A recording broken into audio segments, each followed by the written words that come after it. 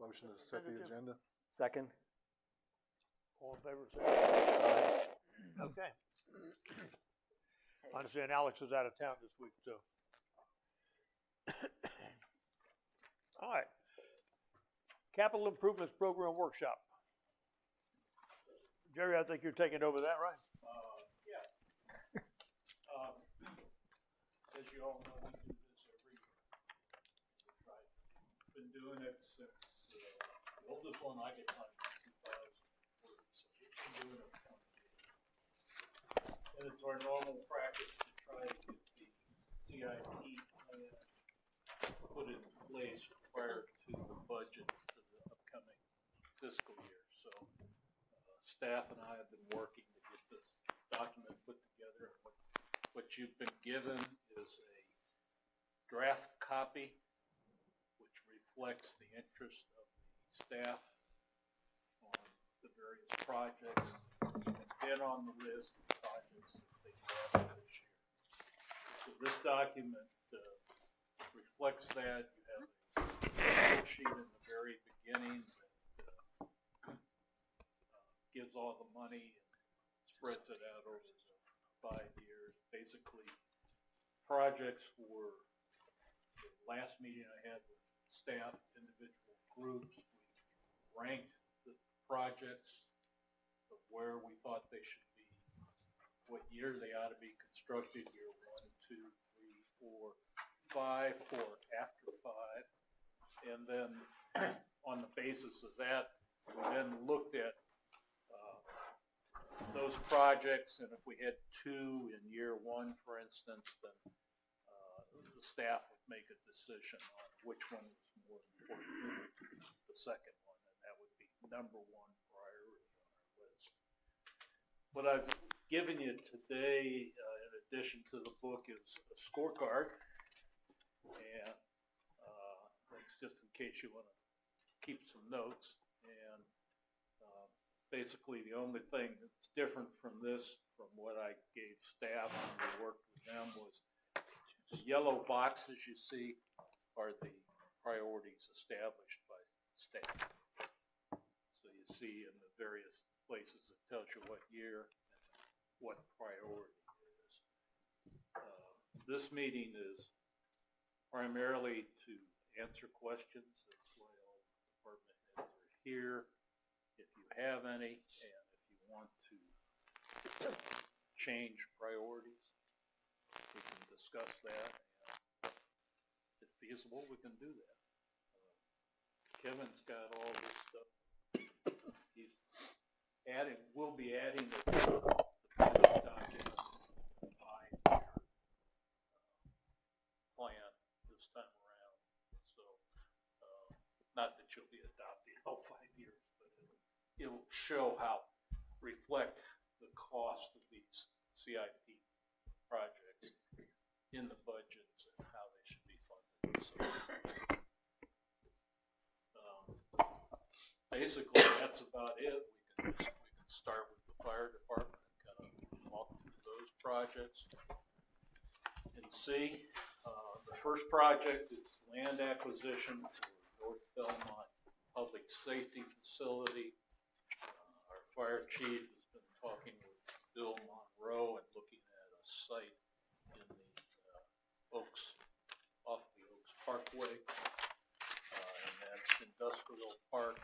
The site that we originally thought we could use next to the elevated tank was not a deep enough site, so you couldn't pull fire engines and turn them and get them into the fire station. So went looking for others. So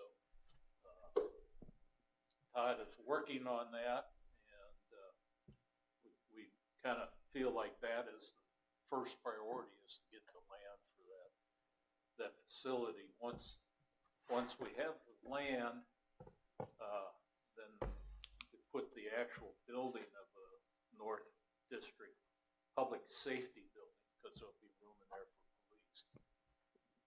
We'll put that in year 2.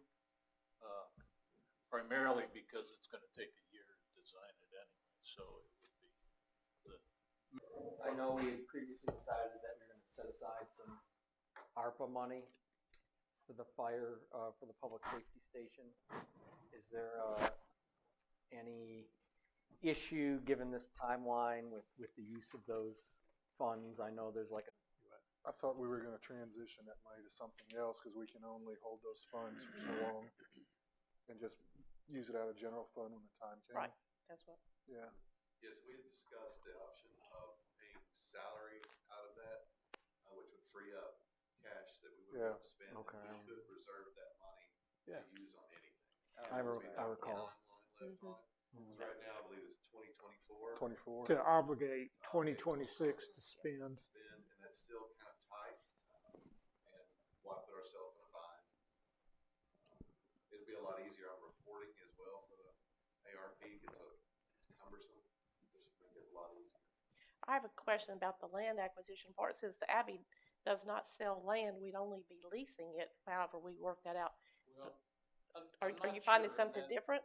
In that industrial park, that was a combination of the Abbey, the Stowe family had property up in there, and everything else. And as far as I know, they're selling those parcels. Well, that would be a first, because Yeah. we know that's not what they've done. It's different than if you get up there on Woodlawn. Abbey has some parcels there. Those would be a lease only. Well, I still think we need to negotiate as much as possible, because we're providing something that they need up there as much as anything else. Are we supposing they're gonna sell it, or do we know that they're gonna sell it? I mean, that's something we need to hammer out. Mr. Monroe's been in New Zealand for the last month, and I haven't been able to. of course, yeah. But I mean, He's we've been been working what? on this for some time. Well, it was this year since the new chief took over that we looked at a different site. We didn't get that far. Well, have we looked at other sites? I mean, I know we looked at the water tower site. That was gonna be too tight, I think. Yeah, it was gonna be too tight. I mean, have we got any other default properties that we're gonna look at, or even talk to the volunteer station in North Belmont about working a deal with them like we did with the South Point? Take it over? Do you mind if Chief Davis chimes in? He's talked No. to someone about. No, I'm just throwing, location. yeah. Follow up on that. I've been on the phone with the consulting firm who does site assessments for fire department. City of Gastonia is using them as well, and I'm in negotiation talking to them now. They're a member of the League of Municipalities, the Fire Chiefs Association in North Carolina. They can come out and assess what our needs based on size and location of this property. And we're, like I said, that's we haven't had anything come down from that. As far as the North Belmont Community Fire Department, I don't think that building is going to assist us with our needs. That's a much smaller building than the Unit Station now, and we completely have on that. I mean, are there any other available sites that we've looked at? Not long. I'm not sure where they're. Well, I know when we were originally talking to the Abbey, I guess they pulled back on this. They had a parcel right across from the Abbey, the old maintenance shed, I think, where they were gonna let us put a fire department, or at least we were talking about it at one time. Well, I think our interest is owning the property. So Belmont Road's the same guy, whether it's Abbey property that he's Yeah. marketing or these lots. Mr. Monroe, if I may add, he does not want, the Abbey does not want to do away with the SOX management of the optics, in that, we're making those guys leave to build a fire station. Yeah. I mean, I think Martha's right. I mean, they need this as much as we need it up there. I mean, they need to work with us, because I'd be disinclined to approve any more dormitories or anything till we hammer out an agreement, because it's become a safety issue.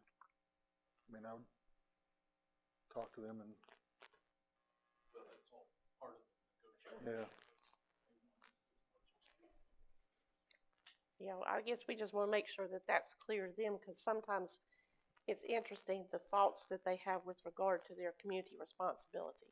So that's a big issue, that part to me. Yeah.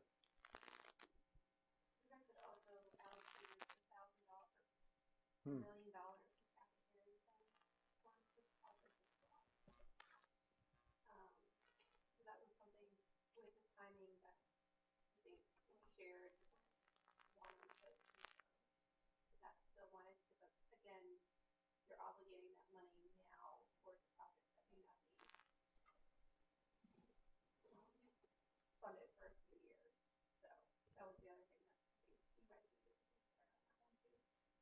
wanted to put that for something else right now. I guess the only other option there might be like the fire truck, Yeah. because I know that's on the list too. I understand there's a very long lead time on those. And depending on the manufacturer on a ladder truck, it's 2 to 3 years. Utility prices. And that's why we put the ladder truck on year 3, because it wouldn't necessarily spend any money until it got delivered. I have a question on the ladder truck, just because I know we don't use it that often. What is it that fails on it that we are having issues with that we need to replace it? The purchase of that ladder, they purchased that ladder truck used in 2009. Right. Is what it is. Like I said, I've had 6 months of history. Right. If they have some electronic issues, it's actually in the shop right now having to order it in. Okay. But it's hand back. Okay. Right, thanks. Which one was the subject of our legislative funding request? Was it the ladder truck or the heavy rescue truck?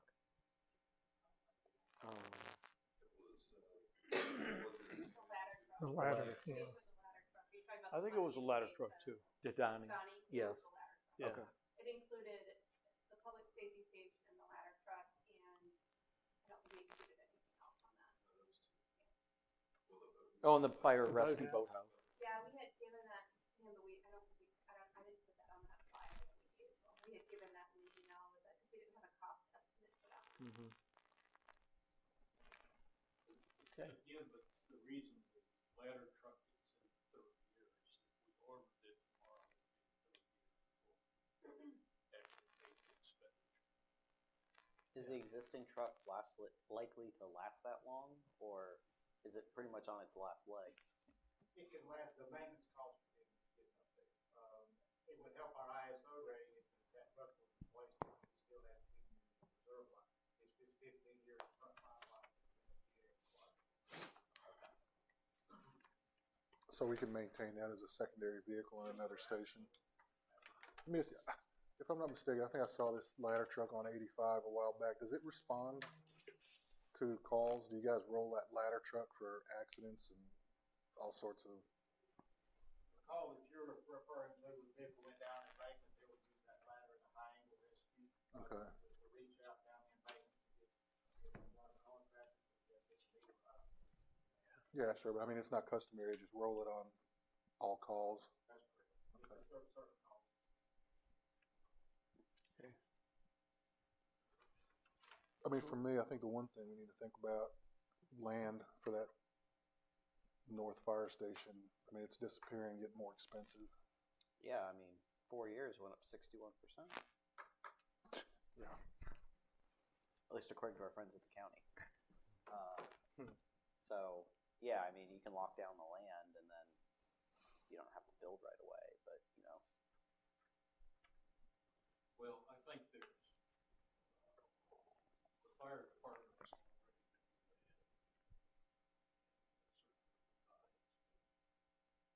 he'll push it till we get something that's acceptable with everybody.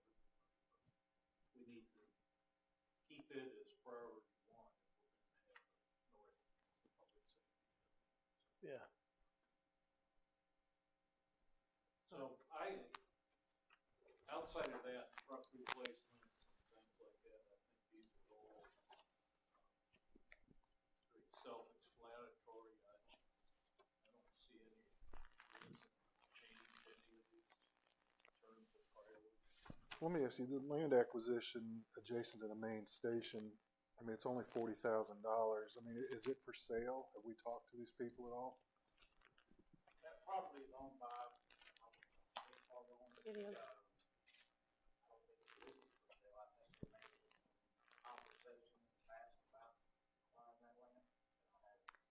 And we want to require it because an expansion to that station at some time? Might be worth. Park vehicles.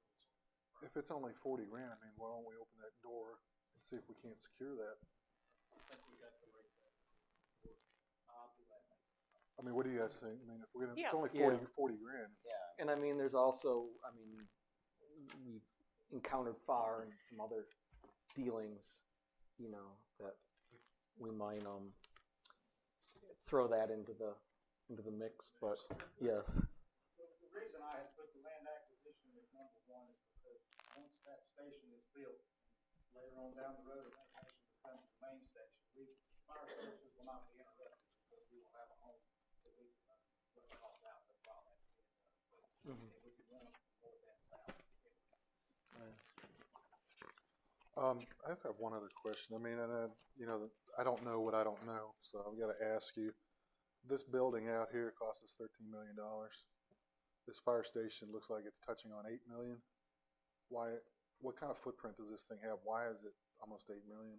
It's $650 a square foot is the rate today. When I first started, it's went up $200 a square foot in the last 6 months. Cost of materials and that sort of thing is what the average. Wow.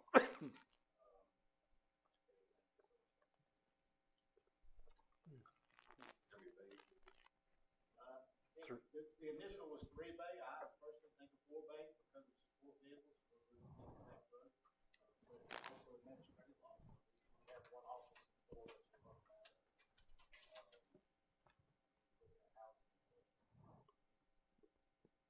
Okay. And there'd be police facilities in there as well. my only other question was with respect to the boathouse. I know that's just a rough estimate, but was that the total estimate for the boathouse, or I know we're sharing the costs with the county and Lake Wylie Marine Commission. So is that number our share, or is that the total cost, so that our actual spending would be less than what's in the booklet? My understanding that was our share. Okay. It did go up this year, Everything goes up. but everything's going up very fast. Yes. I guess we won't know until they move a little further along the cost of pricing.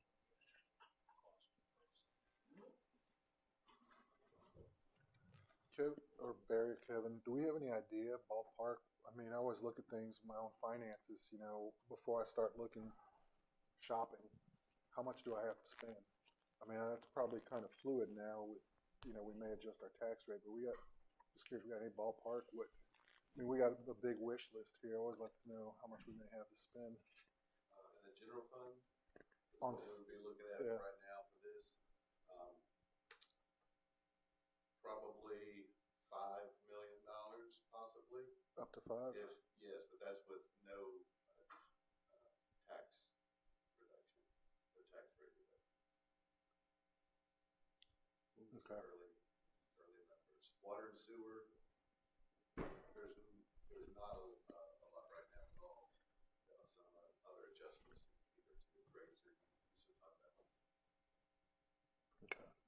This I was going to ask, we've got this in the second year. Weren't we talking that this is at least a few years out, likely?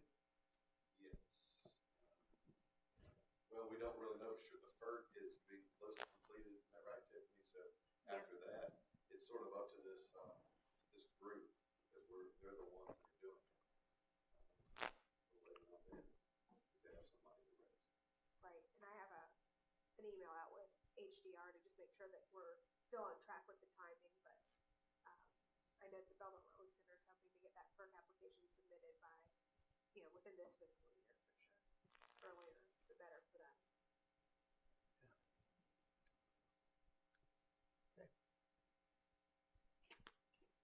I did want to note that I'm using an inflation rate this year of 6%. 2%.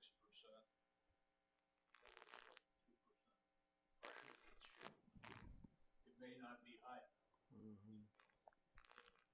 As far as interest rates, I'm thinking interest rates at 7%. Again, we were down to 2 or 3%. I think I had 4%.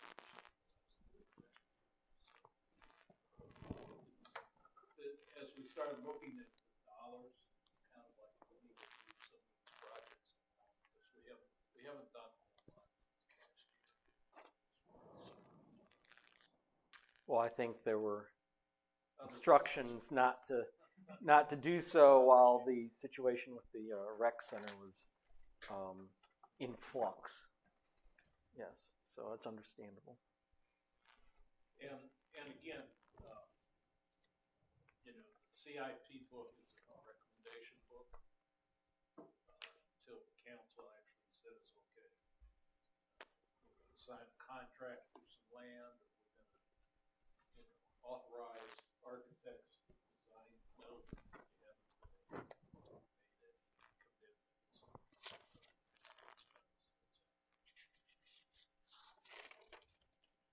Well, from a budgeting perspective, like, does it make sense to like go through here and like figure out what's a priority, and then figure out what we can actually pay for as far as a year one project? Because like, I mean, I'm seeing some stuff on here. Like, I remember talking about the wayfinding signs last year. Obviously, that didn't happen. So like, I mean, if something's in the year one column, I mean, I feel like we should probably be figuring out how to fund it or cut back on the number of items in that column. I think Kevin's software package will spread out the cost, that if we think it's a 5-year loan, a 3-year loan, 20. He can start looking at that. He'll be comparing that to revenues coming in. And, he'll say, hey, we just don't have the money to put these things on. You mind if this interactive a little bit? Yeah, go for it. Okay.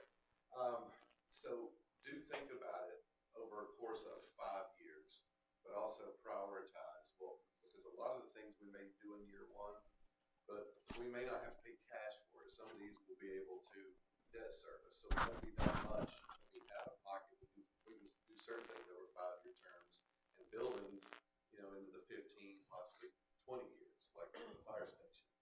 So we can bite off a little bit at a time on these. So the ones that are in year one, those were obviously the ones that staff felt that we needed.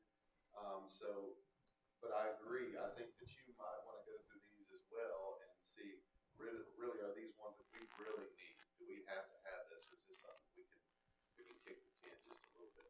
And if that's the case, what we can do is if you commit to a certain project, that we can start setting aside cash for that, as Jerry was talking about, in a reserve fund.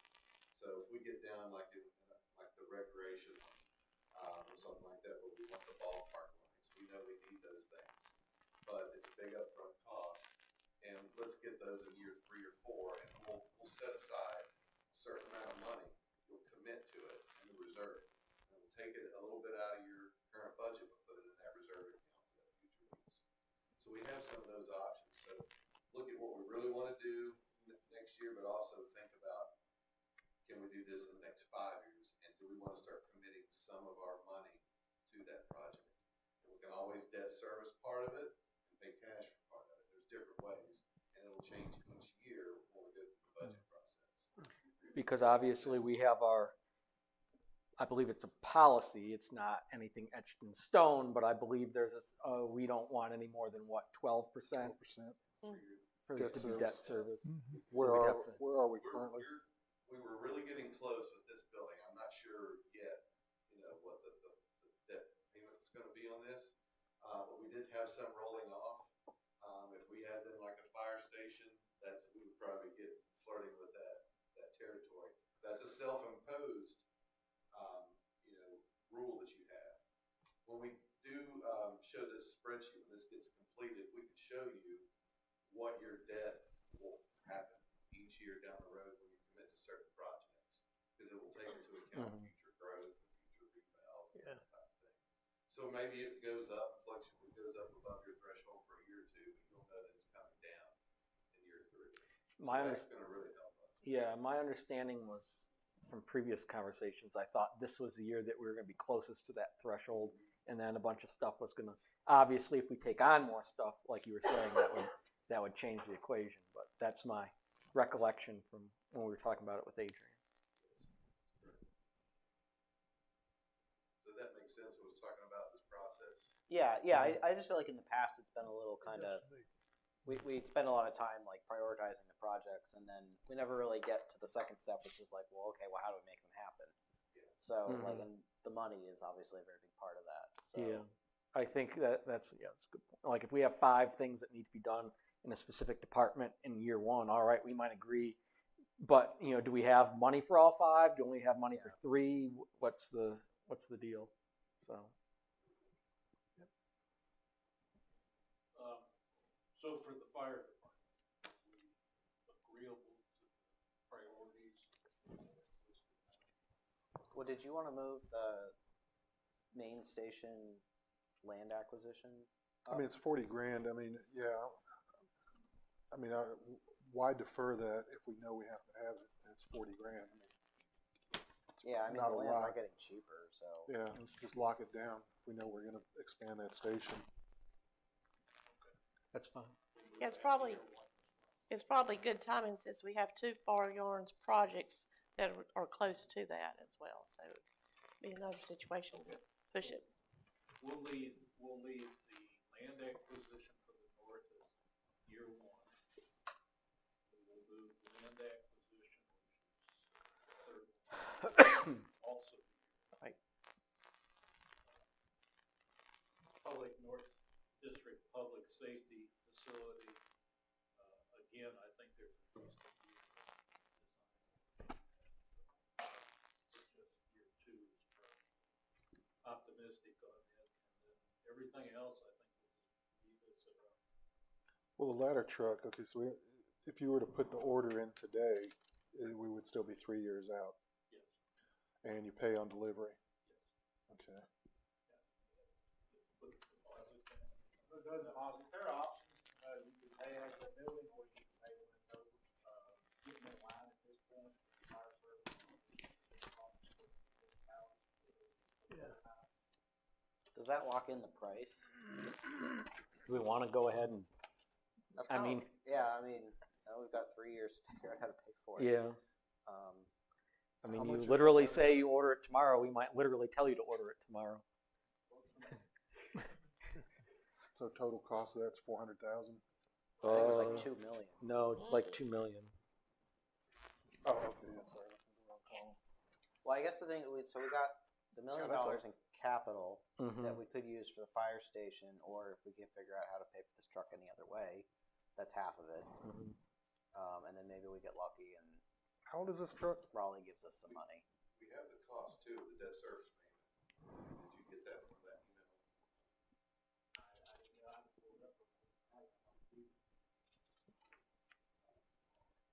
What year is that fire truck? Ladder truck? 09? And it cost us $950,000 then. 950. Yeah, and so that was used. So we've had Yeah. it for what, 13 years? Is that right? Is that right? 13. Was it 950 back I don't then? think we've had it. Mm-hmm. It's a No, 2009. you could have bought a new one back then for that practically. Well, the last ladder truck we bought was $950,000 because I remember that particularly because when we did that, I went to school and used that for an opening activity. So whichever one, the last ladder truck we purchased was $950,000. Now we had a grant, I think, We had, Barry, for part of it. Okay, but the cost was $950,000. Buck got about a $300 and some odd thousand grant Mm-hmm. for that truck. Yep. So that, I mean, so we've had it for 14 years, $950,000. So we're almost at $68,000 a No, year. we've only had it Yeah. 9 years. It's a 2009, but we got it used. So Yeah, from Sandy Springs. Yeah, they were a newly incorporated city, and they had or fairly new, and they had a program. They were recycling all of their equipment on a 5-year Yep. basis. So they sold everything after they had used it for 5 years. So if we had bought it new, it would have been $950,000 at that time. You're saying it was, I don't remember. That was the figures. I said, I don't think necessarily we ended up doing that because remember that we had this conversation about you had 80-20 grants and 90-10 grants and all that kind of thing. So there was a lot of different stuff going on at the time, but that was the figure. As I said, I don't think we have that much of an outlay, That's 950 over 5 years. but that was a cost then. So it's not surprising that we're looking at $2 million now, is I guess what I'm trying to get across. It's $190,000 a year cost to hold that truck for 5 years.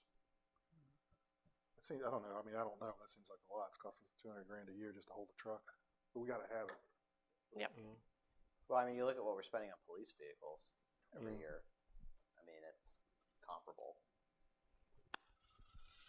So where does that leave us? Do we want to order the truck and lock in the price? I think I would, because I think it's Yeah, I only going to mean, be more It expensive. sounds like there later. doesn't appear to be any benefit to waiting, and we don't have to actually pay for it right now. Does this impact our ISO? Because you said by some standard it's got 15 years of frontline service and then 10 in reserve. So does that factor into our ISO or any kind of ratings if you go beyond the 15 years? Absolutely. Having a reserve ladder, just like our reserve engine, those points, right? So that's kind of one of my challenges.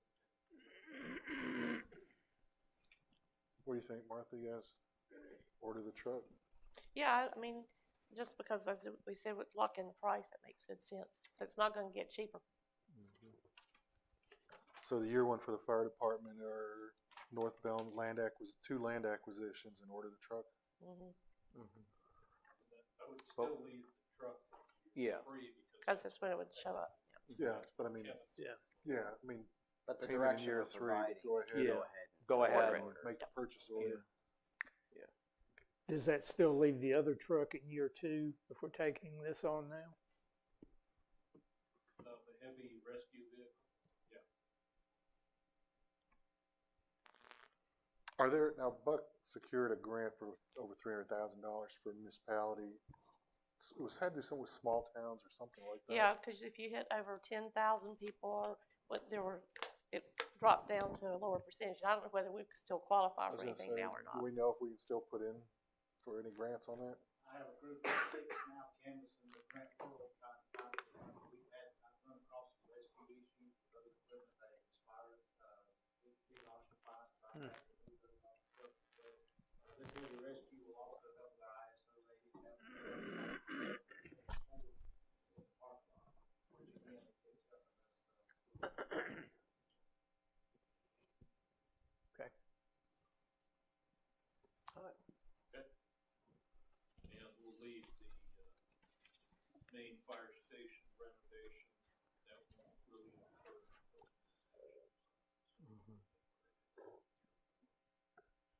Well, we'd also need the land for that too, right? yes, Yeah. which we moved that up. Right. Right. All right, now the police department. I do want to note that you see all the police vehicles. It now says police vehicle equipment because we are leasing our police vehicles. But we still have to put all the equipment in it. All that stuff that goes on the inside. So we do have an expense with that. But those, we always plan 5 years of vehicles. They're shown in the list here. Obviously, year 1 we have 3 years. And then the police department floor replacement, I think that was approved to move ahead with until we stop spending money. So that's stopped. That's still a year 1 as far as police department is concerned. We're also looking at replacing their firearms. Those don't get replaced on a regular basis now. I'd like to make that make sure that that's in good shape. And then also their generator at the police department is coming up on the years.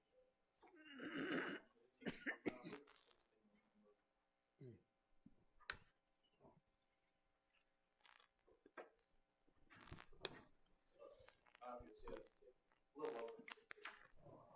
Obviously, it's important to have a generator. I have a question about, because we have a number of generators on the list. And of course, I'm used to smaller generators that you purchase for your home use, or that it's a transfer generator for your home. And I did not, what's the normal lifetime for those? Because you're not using them that often. So I guess I didn't think that there would be, that we need as many as it sounds like we need on our list. Well, this generator was installed with police department field, I guess, and the thing about this generator is, there's two things. We had to replace our door system, our door code card system, and along with some stuff with the generator and the motherboard because lightning struck that. So some of that, we had to get repaired because of that. We reimbursed our insurance. We've incurred a lot of costs recently over the last couple of years with the generator, and it's been recommended by the manufacturer people to do their work on it to replace it because it's not like a very small generator. Right, I realize that. It's like half the size of a common box. So you are how big they are. But it's time to continue to put money in it, throw money at it, and just replace it. Okay. And again, generators are one of those scarce items. Takes almost a year to get a generator. Is there anything that can be acquired quickly these days? If you could highlight those in a different color. I do have just one question, just sort of, provide a little bit more information. So this is a change of tactic. Because I remember when we first started, there was always like the vehicle replacement would cycle through, and we're now leasing. So I'm assuming that we figured that there was cost savings in doing that, or what was the impetus for that? I believe in the first year or two you'll have some cost savings, but I believe once you're in the program with Enterprise, after about the third year, it kind of goes up because you're still paying for the vehicles you leased the first year, and you're replacing them in the second year. So over time it kind of builds back up, but not to where it was worth it all that money that we spent. Okay. So the rationale behind this was? We have a year-end review with them, right, April 3rd, because we want to look at it in a holistic, make sure that in the end we feel like it's going to be good for our mind. We want to look into it. But why do we decide to opt for this? That's what I'm trying to. On paper, it looks on paper. fantastic. The people that we talk to that utilize it love it, and everything. We're not saying that there's anything wrong with it. Right. We just want to have that year-end review and evaluate it and see if we think. Okay. We want to keep it. Well, I was just wondering because I recall that we used to own them because our surplus vehicles we used to have a lot of, and so I was just curious about the rationale. I figured there was a good rationale for doing it. You didn't just wake up and say, well, it's cloudy today, so I guess we'll lease vehicles instead of buy them. Well, our old program, we used to do a one-off. I mean, when we needed a car, we would replace it. Now we're going more toward a fleet concept. One of the things I want to touch on, since you brought that up, is you see the cars, and some of our cars hold up longer than others, like the Crown Vics hold up for 130,000 miles. When you learn with the Dodge Chargers, we're not getting that. Well, because Ford builds better cars. But the thing is with the Enterprise leasing system, one of the benefits of in the beginning, I was like, whatever, kind of read into it, studied up on it, is the rotation of the cars. Is they say, okay, so you have this many hours in the vehicle, an actual idle hours, and then you have the actual miles that you have on the car. So you rotate the vehicles out basically when they say, okay, it's time to do that, you need to upgrade. And with that, you have cost of actually selling the vehicle. You sell the vehicle outright and replace the equipment and all that stuff. It happens more often, so you have a more reliable product. Plus, all the costs that we incur have taken to the shops and have them worked on. Sometimes it's iffy where it's going to get covered or it's not. None of that. You don't have as much cost for maintenance overall because all of that stuff, for the most part, is covered because the miles aren't as high as you had with the get over 60,000 miles up to 130. You start incurring those costs. So that was one of the benefits that I like really a lot about it because you sell the cars once they kind of look from a national standpoint, not just locally, but nationally, and they go, okay, these cars are having these issues with the trend because of everything behind the scenes, what all they keep up with, the maintenance and all this stuff. So they see these trends. So they say, okay, we know this Dodge Charger at 70,000 miles is going to have a lot of issues.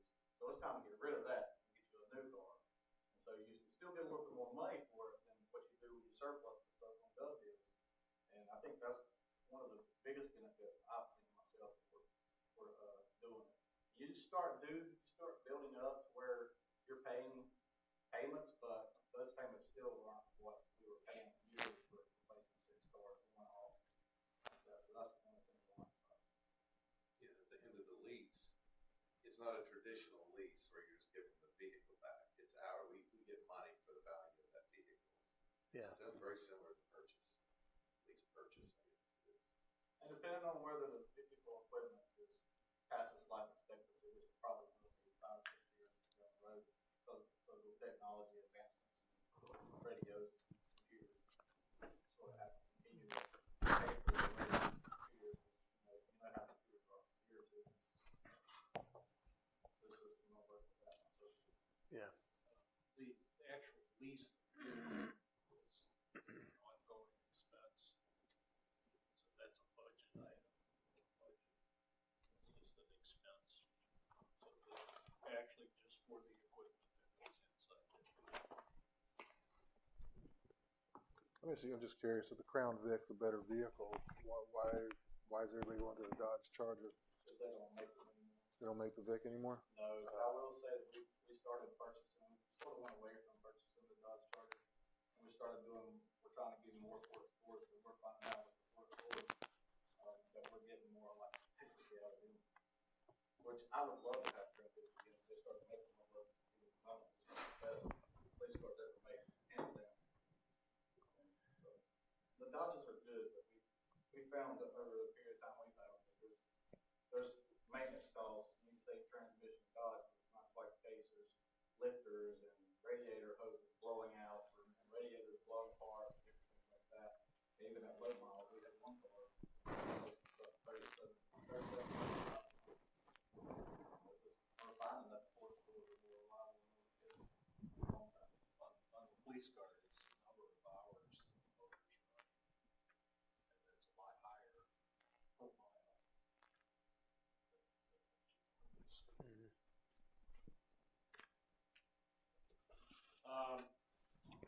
So I'm going to propose that we just leave these in order that they are.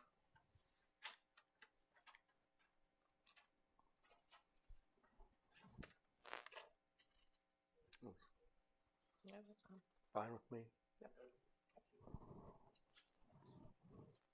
All right, the next group is the community enhancement. We came up with that name. Not sure why. Because these things enhance the community? Well, they certainly do. They all enhance, but do police cars enhance Well, the community too. In any case, this is our list. The wayfinding signs, since that didn't happen this last year, that's definitely a year long. And that's reduced, I think, from what we had in last year's, because I believe the discussion was to do less than what was originally proposed, just do the, yeah. Yeah, and that's doing 30 or 22 out of the 32 signs. Yeah. Have to be updated. There have been a couple that have been damaged here recently, and I don't know if those would have been the 32, so those are just gonna have to be replaced and fixed. And would these like include the rec center then? So we wouldn't have to go back and do. We might have to look. We haven't evaluated the ones that would have to be replaced for the rec center, so we could probably include that. Any of them that we would do that would be replaced because they would have to change the direction of the middle school. Yeah. We would go ahead and make sure that anything on it would we just might have to do something to get a 10 after that. I'm not sure would be effective. Considering the middle school's been in their second year down there. Well, maybe people already know where it is now. Well, inside, not the outside. The Chronicle Street parking lot, I gave you information on that last week. That information that I handed out had a mistake in it. It said on the sheet that there were 300 spaces. It was only 137 spaces. So dig that out of your file. I'm not sure how I got 300 something. Jerry, the cost on that is so high. It is high. Okay. Why is it so Yeah, high? because that's not, I mean, I can't see you've got to do a whole lot of grading or anything there because that's basically a flat lot. I looked at it, I compared prices of asphalt and stuff. Yeah. Stuff that Charlotte was bidding. Mm-hmm. I came up with that number. I don't know.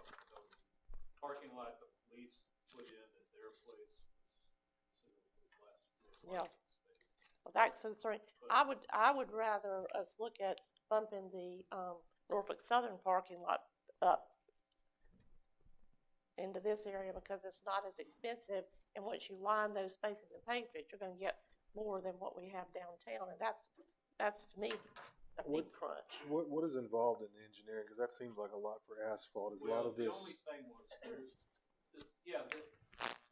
is in the watershed, so there has to be underground storage, stormwater storage, like they did at the Chronicle. One of my concerns was, I don't know what's underground. I know that there was a lumber facility of some sort there. And of course, the mill that was there, Chronicle Mill Labs or something was there. We know where the Belmont, the people with the food, the BCO. We know that property has observation wells on it. Because some diesel fuel, things like that. So I just don't know what's underground. When they demolished the mill building that was up there, how well did they demolish it? I just don't know if that ground's stable or not. So I included a little bit of money to get some corners out there, things like that. But say you want to move ahead, find out. I mean, I'd be more apt to put money into a parking lot that we own rather than one that we lease. But You own that property. Yeah, I know. We own this one. I'm talking about Yeah, we don't own Norfolk. That's what.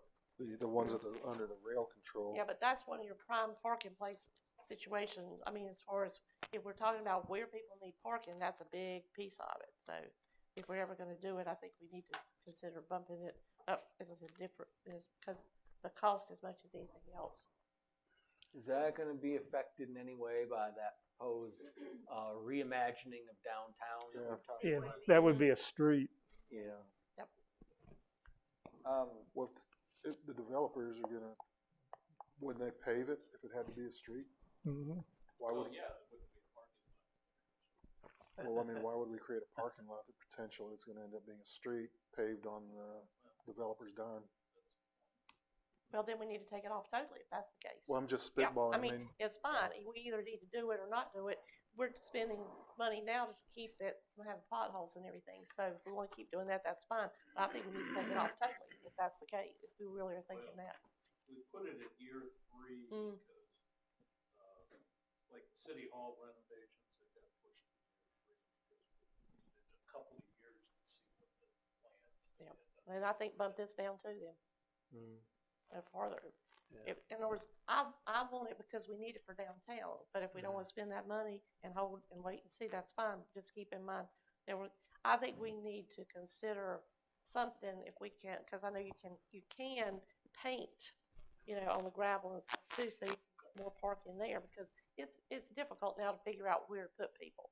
Mm-hmm. So, and that's the tightest place we have downtown parking. Yeah. I agree, but I'm reticent to put a bunch of money in there if it's That's just going to be a Yeah. I think drop it then. Totally. Yeah, In other words, there's no need to keep it on the list when we've got other priorities if that's the way we're going to play with. Yeah, I mean, Yeah. your point. Well, I'm just saying, I don't disagree with you, but I mean, we just don't know what the future is going to bring for That's it. what I'm saying. Take that off the list and we can put it back on at some point if the other thing doesn't come to fruition. Yeah. Everybody agree on that? Yeah. It's off Yep. the list.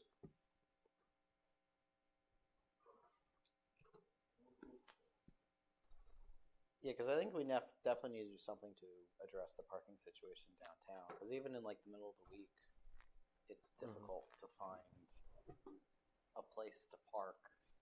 I know I've been down there. You try to go down there, just pick up food or something to go. You're circling and trying to find a place to park. So the opportunity to add 135 or whatever it was spaces. Yeah, 137 spaces. Seems like a pretty good opportunity if we can figure out a way to make it a little bit more affordable. Yeah, that Um, figure's super high to me. yeah, I was very surprised Mhm. at. I was Well, like, we could, that was for a full parking lot with curbing and all that stuff. If you wanted to make it just a big gravel parking lot out there. Hmm. But it might be worthwhile to do that and then see how much it really is used. Because although we think that's a good idea, people don't want to walk. Who are driving the cars, the walkers are going to walk. So it's really interesting just the dynamic and the psychology of that because I've watched and listened to people. So if you have to walk more than 2 blocks, if you're in a car, it's taking forever. And I say that because even with Stone Manor, when we had the parking right there, or when we had people parking at the Presbyterian Church, we had complaints that people had to walk so far. So it's that I don't want us to spend all that money and then find that people are not using it as much as we think. So I'd be more interested in the gravel and then see how it plays. Well, I think you're right, but I think if we do get the trolley, the trolley line runs right by here. Because I thought of that, like Yeah, walk, and I then- don't have to, but then Then it would you be can make it a worthwhile. stop. Then yeah, people, the trolley goes from being a novelty to I actually agree with you. a functional item. Mhm. But who knows what's going to happen with that trolley? It's been almost 10 years. Yes, it's gonna take a while. So gravel and just grading it out a little more and putting gravel is not gonna be a big expenditure. Can I interject this for a moment? Sure. Since we paved our parking lot, the one you see, the addition, for right at 23,000, I'll get it. Well said and done, you put the curbing. Would you be agreeable to, because it does affect me and we are kind of wit's end with parking.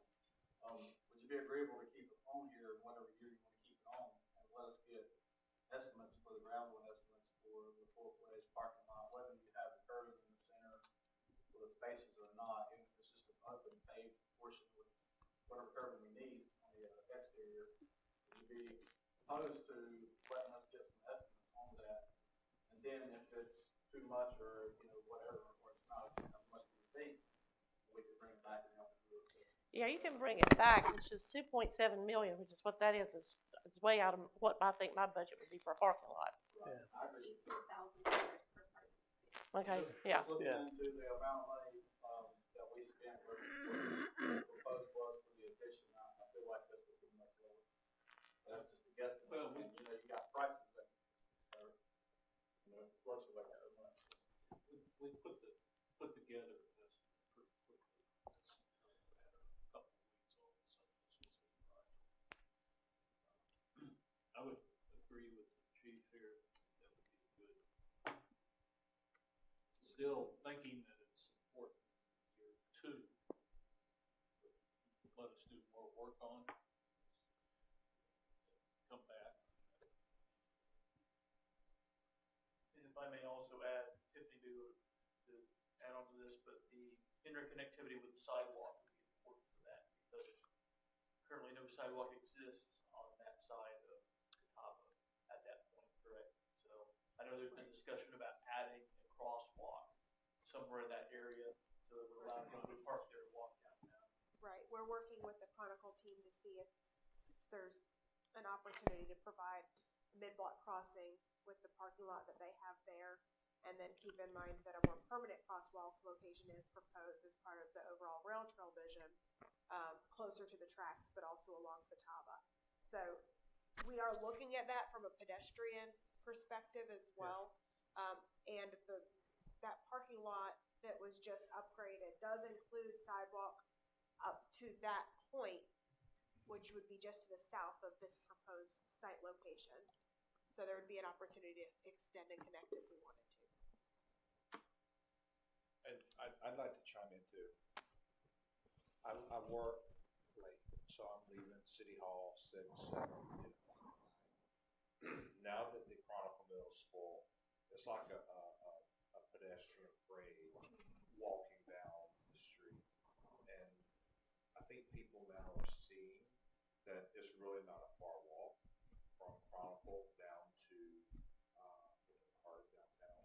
And you also have Nellie's and Jekyll and Hyde, and then other restaurants on that corner. They have a lot of staff, and that would be a great opportunity to talk to those business owners and the managers. Say, can you get your staff to park 2 or 3 blocks away so that frees up more parking downtown for the customers? So, having, the sidewalk there, yeah, it does seem like a long way to walk. It's really not, especially when we talk to, like I said, Chuck and Hod, and get their staff parked down there that are going to work, 10, 12-hour shifts. Walking is good for you. No, it absolutely is. Well, it's really not even that far. I mean, it's like It's 2 really blocks. And we've also talked about really ramping up social media to try to encourage people to park there because it's a short, 4-minute walk. It's just that like mental barrier with the railroad tracks. It feels farther than it actually is. So a little bit of a paradigm shift there, I think. Well, and if Chronicle gets the restaurants, they have 2 spaces potentially for restaurants. You're looking at, I mean, they do have on-site parking, but you're adding that over there as well, plus probably visitor parking for Chronicle, and so you're going to see an uptick over there, definitely. I mean, when we were at the event on Thursday, they said that the amount of traffic that walked, like Ryan Schritt said, the amount of people that walk in front of his office anymore has just gone through the roof since Chronicle has come on board. So you're seeing a major increase over there. So I agree with the chief. I'd like to leave it on. Right. And look, because that was a sticker shock for all of us. Mm-hmm. Well, I think that's the biggest issue. Not that we don't want it. Yeah. It's just, Well, yeah. let's agree that it's necessary, at least by year 2, and we'll do more research into what it will actually cost. It's a preliminary. Okay. Also, take it back under review by year 2, depending on cost. I mean, Well, this necessary. will come around again next year. Yeah. Okay. Out or Well, I mean, we can also recover some cost by charging some nominal fee for parking. Have a controlled entry onto that parking lot, and that'll stimulate turnover too. Yeah, I think with the amount that we're looking to spend on parking, it makes sense to look at, are we using all of our parking resources downtown as efficiently as we can?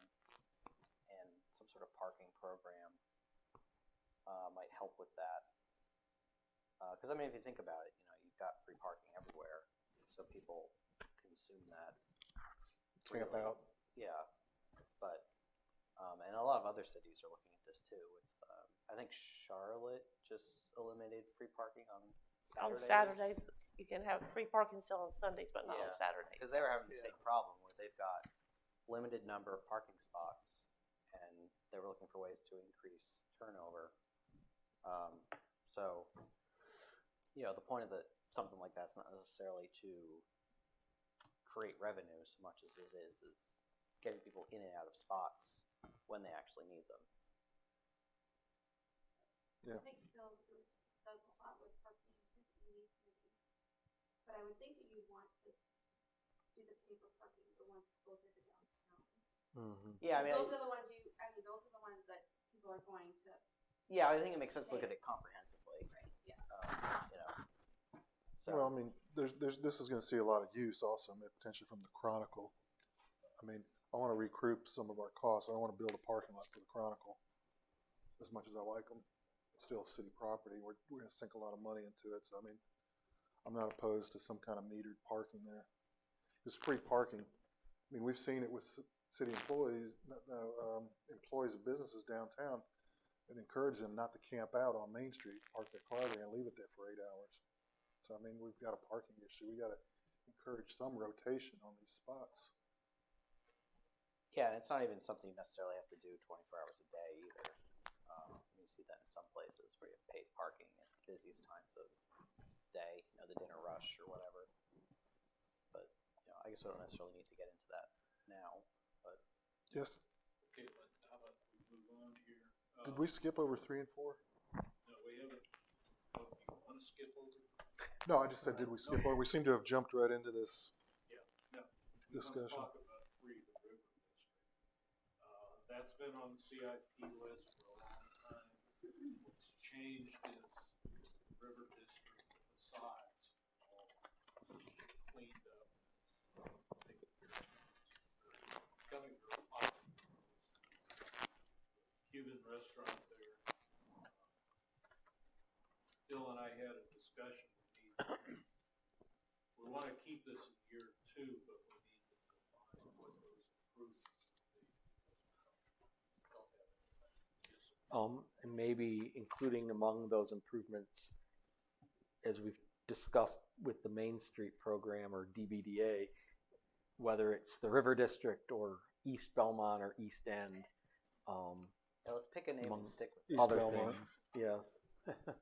It's always been Is East it- Belmont. there's- We've had internal conversations and Yes. we're getting with council, so. Yes.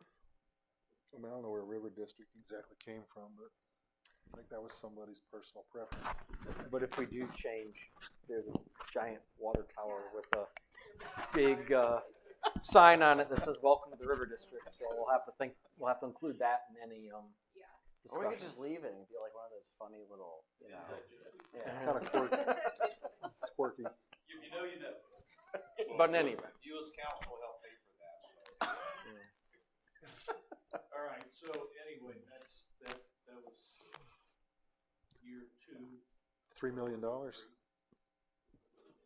We don't really know what it's going to cost until it goes through the process. People figure out what it is they want. They got the number one thing they wanted, and that was to get the sides cleaned up. That's close to it. But I don't know. We've already done bump outs at the intersections that we have downtown. So it's really a matter of what the scope is. I mean, that seems like that's an awful lot. $3 million. What I I mean, just threw a number at it. Would it make sense to kind of, $1 million doesn't buy you anything. well, yeah, I mean, Well- it barely gets you a parking lot. If you're talking about burying electrical lines, you're definitely going to be in 6 figures Yeah. Yeah, you kind of. or 7 figures. If you just do, brick planters and some irrigation, that's not gonna be expensive. Take the utilities underground, Well, yeah, part of the image would be bigger street lighting. and this actually stretches from town all the way. Yeah, it's from Main Street down to Tucker, which is where. Yeah. Brady Field is. But, yeah, the scope basically, as I envisioned it, is the original, what was on Main Street where you buried or moved the power lines off Main Street. And then had the short looking lamp post down. We lucked out on Main Street because those buildings were all thin back. That's where the power poles are in the state. The only power lines going down Main Street were the lights in the street. Yeah. But in any case, all right. Phil and his group will start working on next year's CIP. well, I just want to say, I'm not against community enhancements. I mean, public safety, we've got to keep the public safe, but I mean, we're also have been throwing around bonding some road projects or doing some road projects here. And I don't know how, we got to figure out, or you guys have to tell us how we can do that. I mean, we're talking about $3 million potentially in beautification or upgrades, versus, what are our, I mean, I'm looking at this, we got X amount of dollars to spend. What are our most practical pressing needs? I mean, you got needs, wants, and desires. I mean, we got a lot of needs right now that we need to fulfill. I mean, for me, I'm looking at roads pretty strongly. If we wait on the DOT, we're going to drown in vehicles. So I mean, how do we spread this money around? Is how I'm looking at this. I mean, like I said, I'm not against community enhancement. If I'm a citizen, you can tell me, well, you could have built this road or put this traffic circle in, but you put all this pretty stuff here. Instead, I'm going to be a little bit upset because my commute every day is every day. I mean, that's just something I want to throw into the mix, how we overall look at what we're doing here and, what is it we really need and what is it we really want to do. The roadway improvements, I would consider those street department improvements.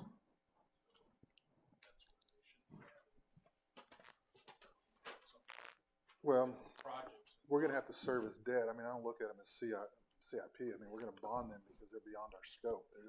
They are DOT projects that are 20 years out, but, you know, the need is now.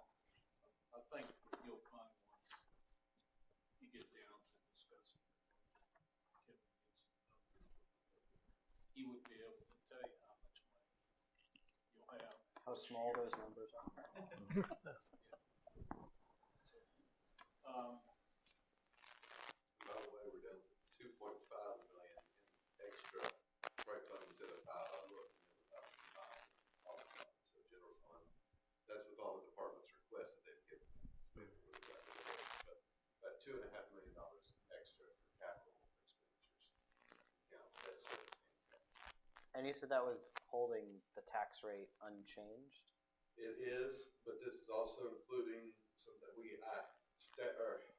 the management, we haven't been able to actually go through and look at all the things that the staff reviewed or requested, as well as some new positions that have been included in their numbers, but we haven't evaluated all. So you still gotta take a scalpel to it.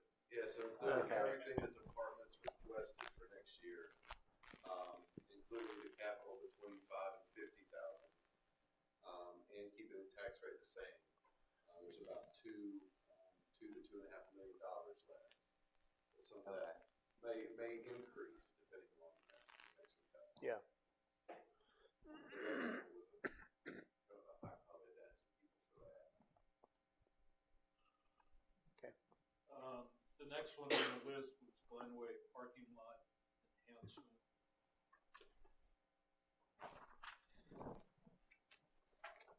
It was to fix up that parking lot along Glenway, traffic. Kiosk. It was also adding sidewalk, because when you park in that parking lot, there is no sidewalks to go anywhere, so people walk in the street into a sidewalk. Do you guys have, how does that break out? What does the sidewalk cost versus how much a kiosk cost for that 96,000? It depends. The sidewalks are a bit of an issue because you would have to go up the east side of Glenwood. Didn't we put in sidewalks in the parking lot, of course, but it stops at the next parking lot. And it certainly doesn't go on the banks, drive through property, no sidewalk there. Phil, how much does a kiosk cost, you know? Well, the kiosks have all been developed, so basically all we would be doing is purchasing, a new box and the TV, so we're probably trying to think, probably 10 to 15,000. Oh, that's all. You've got the rest of it is sidewalk work.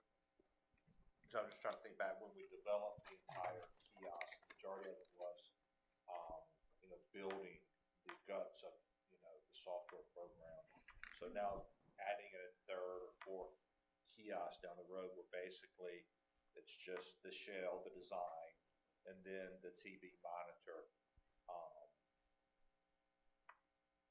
It was around maybe $10,000, $12,000 or $15,000 for adding additional kiosks now that we have to develop and function.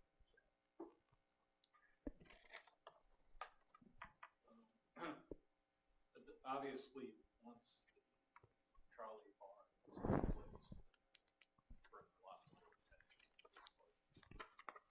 So if those numbers are right, out of the 96, we got $80,000 more or less for sidewalks and some landscaping. I can't tell you how much there is in sidewalks. Do we know how many linear feet of sidewalk we're looking at?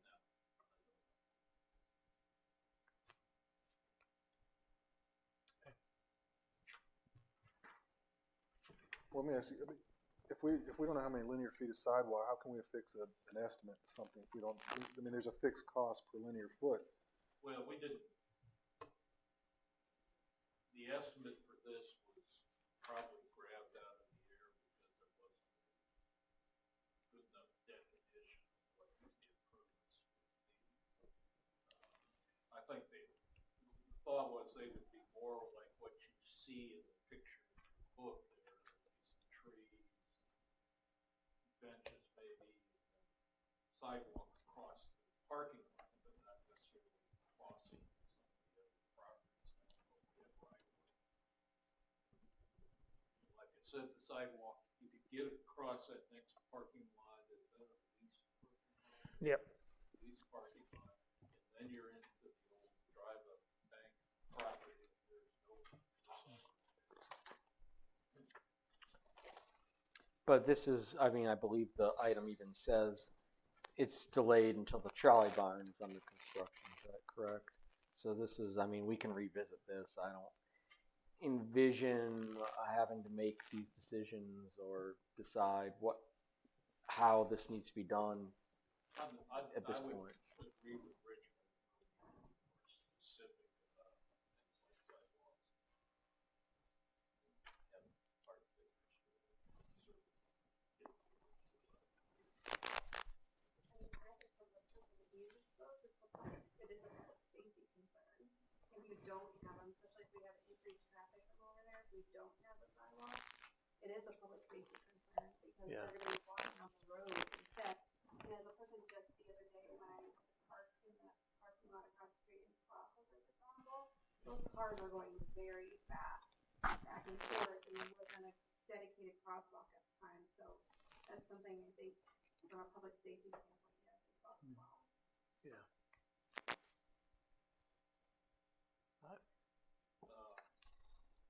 So we have that year 3, does that give us enough time to think about it? Or do you want to remove it so we have a better idea of what we want to accomplish? Well, I'm not over there enough to see a lot of foot traffic, so I don't know how critical that parking lot is. You think it's, or that sidewalk? In that area, Yeah. the majority of your parking is over there. I mean- Especially in Pita Wheel's not even open at this point, so Yeah. I mean, you're gonna have a ton of increased traffic over there, especially when that opens. I mean, I know I've had some close calls, Yeah. you know, because people come around that turn and you're in the street because I mean, there's no crosswalk either. So, especially at night because it's kind of dark It's back dark there over there too.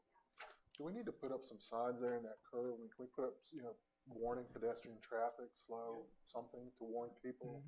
Because I have seen cars, I don't know, I don't think they're local, I don't know, because I always go slow because I know. It's a cut. Yeah, Yeah, they just whip around. yeah, Yeah. It's like a caution pedestrian crossing. yeah. I mean, because if you're not from here and you don't know, you come whipping around a corner, all of a sudden you're facing people in the road. But let me ask Jerry, I mean, you said something, I'm not opposed to moving that sidewalk up, but I mean, you said something about, does this factor into the trolley barn? Are we going to be putting down sidewalk we got to tear up? No, because the trolley It's barn is further way. back. Okay. I think they were just saying that they're going to wait to do all of this in conjunction with when the trolley barn is being constructed. But, Referencing you know- the landscaping and the kiosk, the directional signage. Would it make sense to kind of compartmentalize this stuff and say if the sidewalks are a safety issue, you break that out as a standalone item? I don't know if we need sidewalks for in front of this parking lot. If we need them, they would be under the streets department. That's where all our sidewalks are listed. I mean, there are other sidewalk needs downtown. You could even roll it into like a downtown sidewalks project or something. And that's fine. We just put it in our streets department. Yeah. If we had a sidewalk study.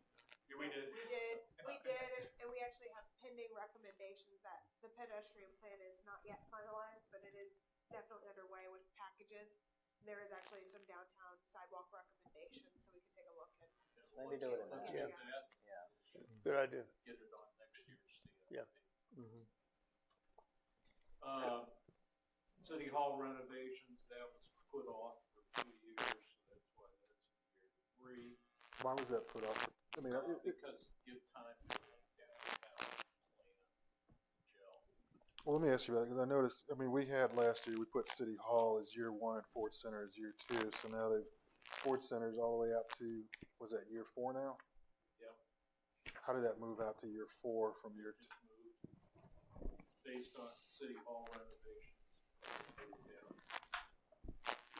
I think at the retreat, there was talk about moving it up because we were putting City Hall back a year.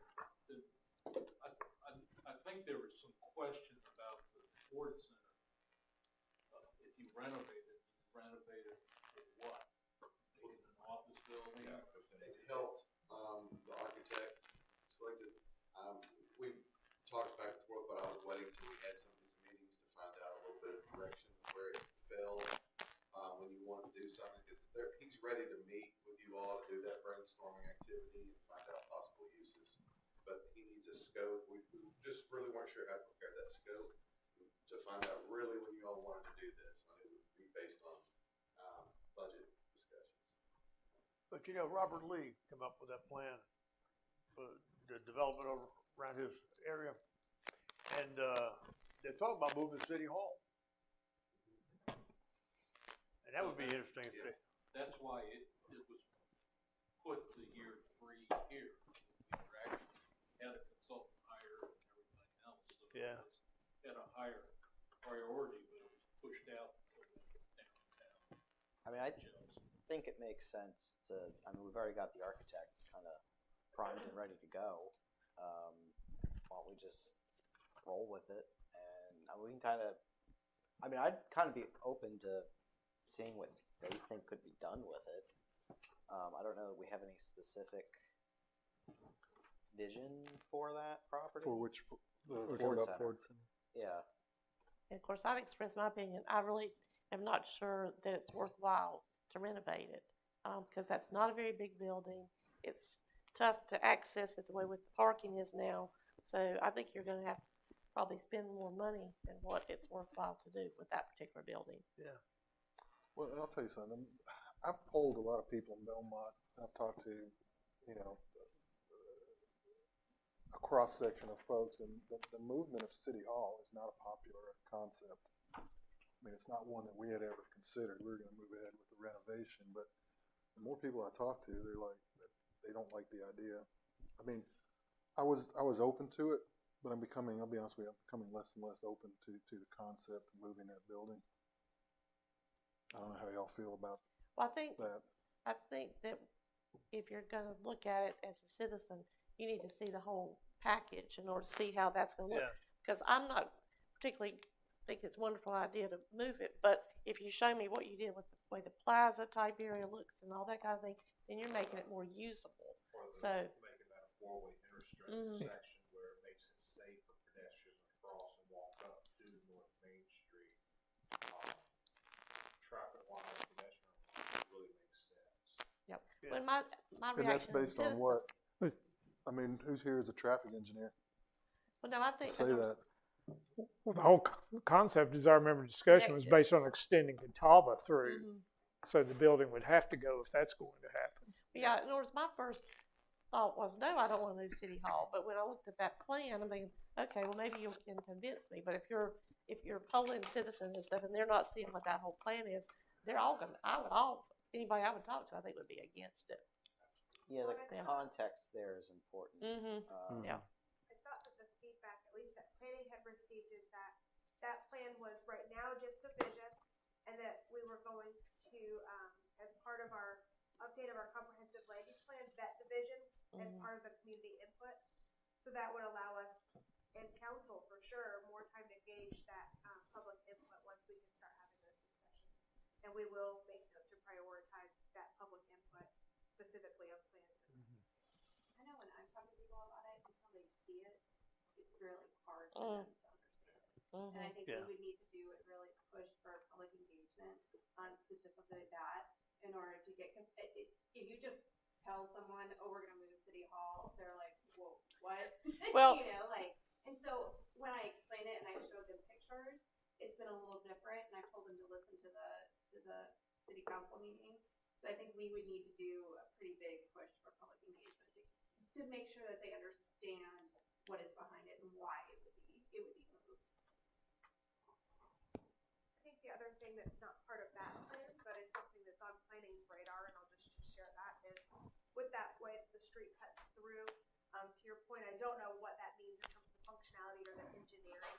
What I will say is that what that puts is a connection to Central over to the public library, and also to the frontage for the old Belmont Middle School that we know may be activated in the near future. And so it's on our radar to just look at that and how it fits into the more comprehensive. Yeah, I mean, I think one of the aspects of that plan that I kind of liked was it kind of, because you've got these islands, like the library and the middle school, and it kind of makes it all flow together a little bit better. So, plus that intersection as is not particularly safe, particularly if you're coming out of City Hall. So I think that's why, you know, it's in year 3. I don't think we're wedded to any particular vision for this redesign or any redesign at all. But while that possibility is out there and we explore this further, I don't think it makes much economical sense to go ahead with this until we know for sure exactly what form, you know, the redesign takes. So I'm fine with having the City Hall renovations where they are. And you know, I was the most skeptical of this redesign when we had the meeting, but you know, it doesn't make, you know, again, we've seen a couple things already tonight. I mean, you know, it doesn't make a lot of sense to go do something and then have to undo it or redo it a few years later as part of something bigger. You know, that's like the stereotypical, oh, you know, government always, you know, they do something and then 2 years later they undo it. Yeah. I don't disagree with that. I guess where I'm coming from is we had decided to go ahead and renovate City Hall. Okay, so we were going to go ahead and renovate it.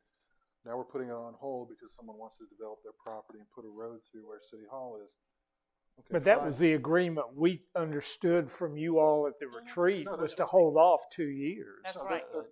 That's fine. I mean, what I was getting at, did we make a hard stop for them? That's what I was, because I don't want this to be open-ended, because you know how development. You said 2 years. Said 2 Yes, years? we said 2 years. Okay. Yeah, that's fine. Yes, we're quite like that's it.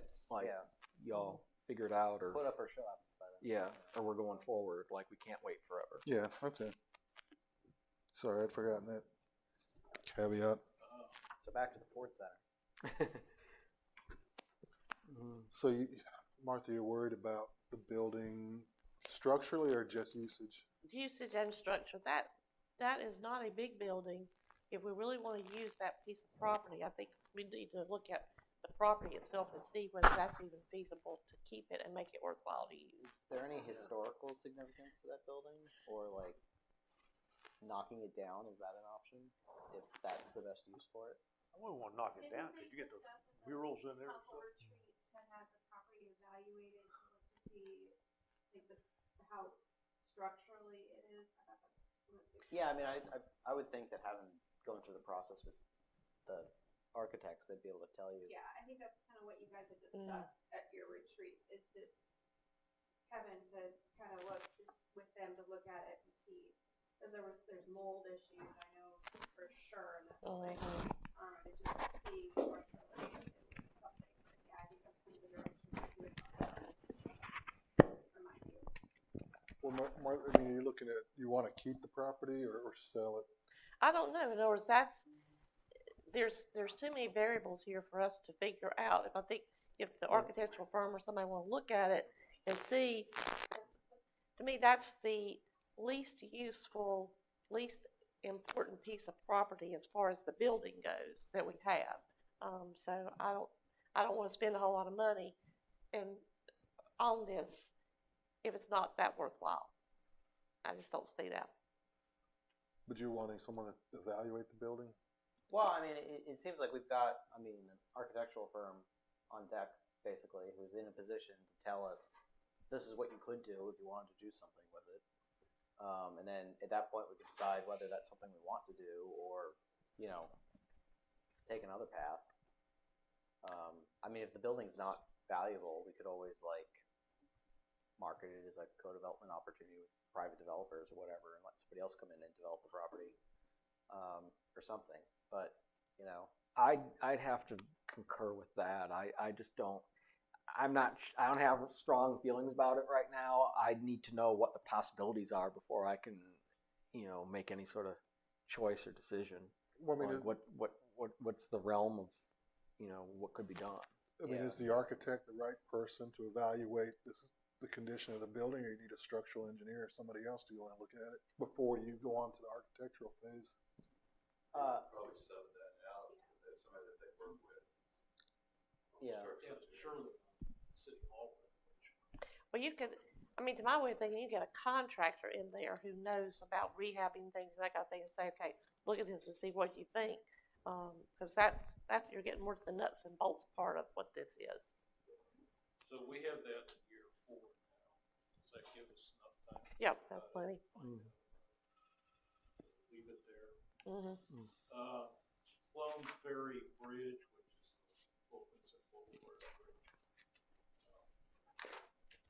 We have some enhancements to the bridge, which includes walking trails, nice railings, and things like that. Plus, also includes work at the Wilkinson and Catawba Street intersection. Rearrange that a little bit, but it's to get walking paths and things. It's something that DOT has agreed to. Is that correct? That's correct. Yep, that one is, there's in process with right of way at this time, and then their goal is to start next fiscal year with actual construction of those.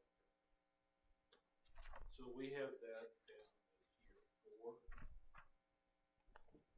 That's what I understood. When the money would be due. We pay after it's done, correct? Yes. And then the next one under that is I-85 widening. We have some betterments for the bridges and things like that.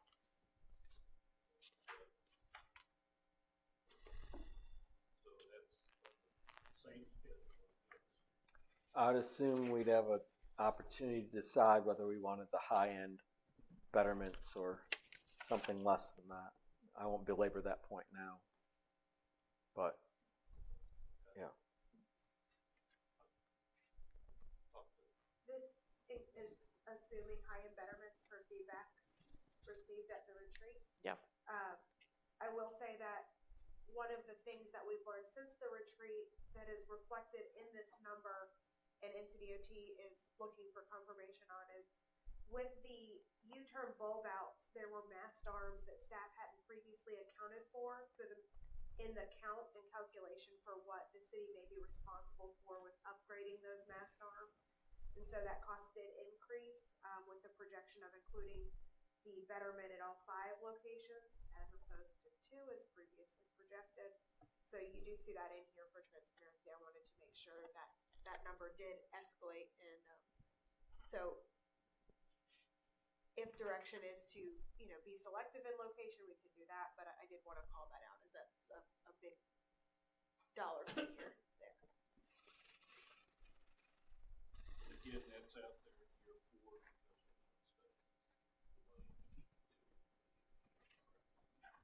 Right. So it's 3 years from the time that project begins as a whole project. And the I-85 widening project is supposed to start in 2024. We are working with NCDOT to try to ensure that the timing of the improvements here in Belmont doesn't overlap with the improvements at the bridge. But the time for funding starts when that project as a whole starts, plus 3 years. So also 20 years. And then the last item on the list is the downtown parking deck. Downtown plan occurs on City Hall. They will have a couple of parking decks.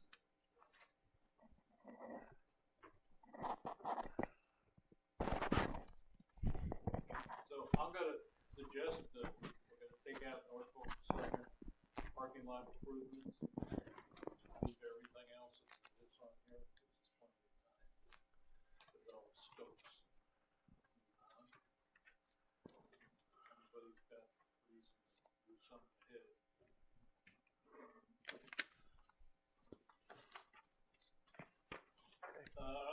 Parks and Rec. Has the Parks and Rec board ranked these items yet? No. We had a meeting last week, and what we did is, these items that were listed as number one, they were listed last year and got filled up, as you know, because they had So we just went with those projects that were filled up from last year, and we didn't have a chance to go over the rest of the stuff that was in the CIP package yet. We're gonna try to meet on Wednesday, the rest of the time. And year 4, 5, we've had a chance to go to that.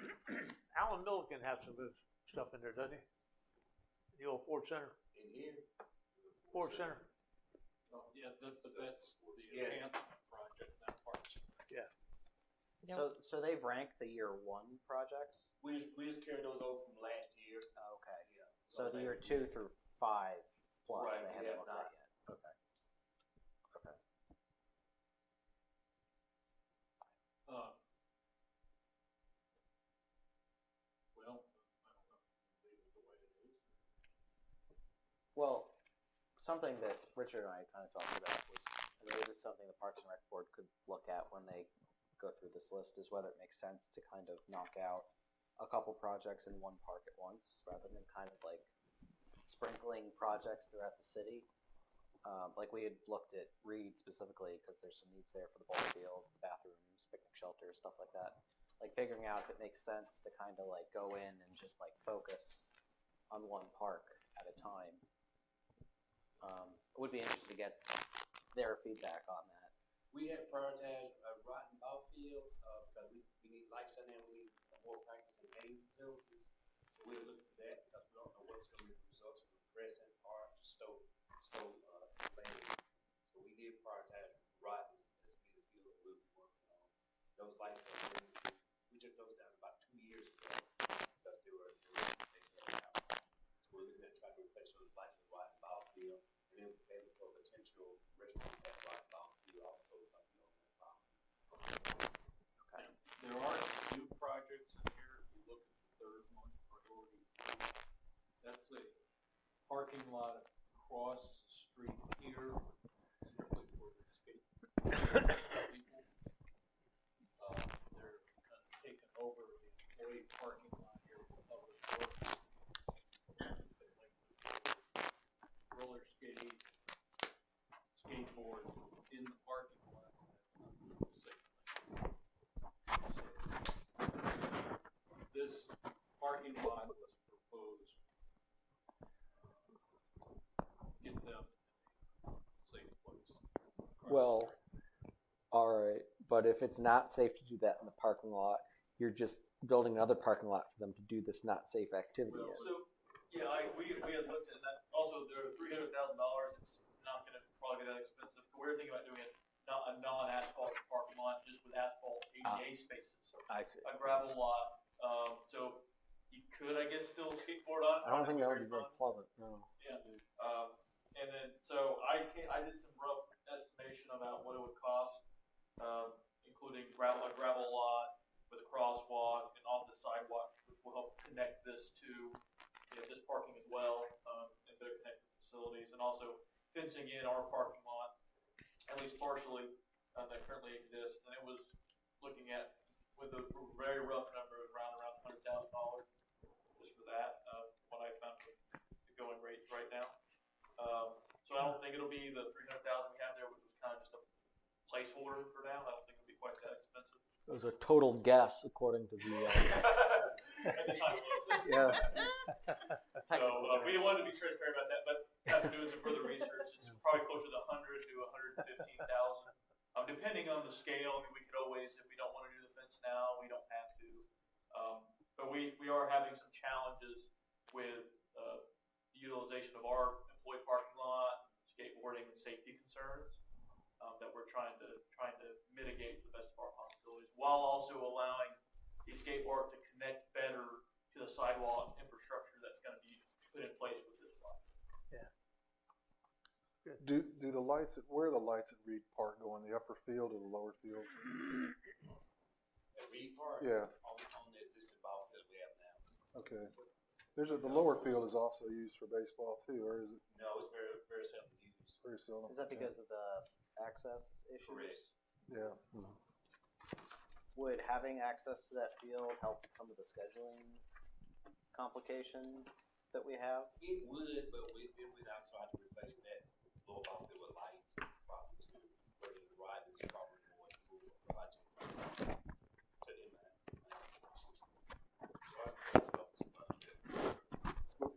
We use that now, we still have any lights. Since we don't know what's going to go on at Frady Field because the development's in play, couldn't we just shift the lights to that lower field at Reed? The expense, I mean, we don't know what's going to happen with Frady Field. If that project changes or doesn't get approved, then we don't get the park. They may develop it. So are you saying lights in the restroom at Reed Field? Well, I'm saying, I mean, if we've got a field, we got scheduling and programming problems for space, would it make sense to do the ADA access to this lower field, bring it into play, switch the lighting from Frady to Reed, since we don't know the ultimate outcome of Frady Field, whether it's going to remain a city park or be developed depending on. Frady Field, the lights CIP project wants to do one park a year for 5 years. So we had identified which park would be best. We had identified Rodden as well for the advisory board, identified Rodden location. For the first. Reed Park, we talked about the problem. And we had a problem with Reed. We have a overflow of ball teams down there playing. We got a lot of complaints from the neighbors, so we schedule less and less games up on that upper ball field due to that fact we had a lot of complaints. Is that like a noise issue? Yeah, we'd end up getting the police out there and having extra staff just for parking out there. Because there really isn't parking. Right. She attest to that. It's a true neighborhood park where you walk to it. Kind of tight on both sides of it. We had a lot of complaints for parking. We got called all the time. So we actually stopped playing games out there and just moved to other locations because of that. All right, so you want to make Rodden number one for lighting? Correct. And potentially in the future for restrooms. You've got a lot of stuff here, like playground surfacing, lights for the fields. I've heard some issues with the actual composition of the ball fields themselves. Are we? What's going on with that? It sounds like some of the fields are not in that great a condition. We did do Davis Park last year. We were going to do Crescent, but we held off on that. But our next scheduled one is going to be Central. Well, now it's going to be Rod. We did have Reed scheduled. Just we got the complaints. We said we'll just try to do the lights and the infield at Rod and ball field. Then it was a dual purpose field for soccer and for T-ball and baseball. Right. So would it be replacing like that gravel stuff that's Yes, on the sir, field it's with sand? Okay. And I did get an estimate for doing all 5 fields last year, but they only do 2. But we got held up, like I said, with the ball field. We're waiting to see if we can just do a ride with that. So you're looking at potentially reducing programming on the Reed Park field because of the parking issues and complaints from the neighbors. Right. A lot of people were parking on the walking track, so we had to have people down there. We had to have staff they're parking on the street also. It just didn't work out. We couldn't make it work. There's just a lot of problems with that. Yeah. Is that because the games are at the upper field? I mean, if you were to develop that lower field, is there any potential for parking down there with? No. Not really space down there, unfortunately. It's kind of down. Have you been out there recently? It's like down a hill. Yeah. Well, I mean, you've got the parking for the other park. What is it, Rocky Branch? Rocky Branch. I mean, does that factor in? I mean, because if we're going to take one out of rotation because it's problematic, does that lower field present any kind of opportunity to have the programming down there? I mean, down at Rocky Ranch, you still gonna have parking down there with the existing people that use the park down there, so I don't think that would help us that much. You only get about 20 cars at Rocky. Yeah, that sounds about right. Cars down there anyway. We got a lot of people in our baseball program. We recently went from, say, we got 16 teams last year. We got 21 baseball teams this year. That's amazing. So we got an increase in all our athletic teams. So part of it is a problem for us. And having another practice facility that have lights.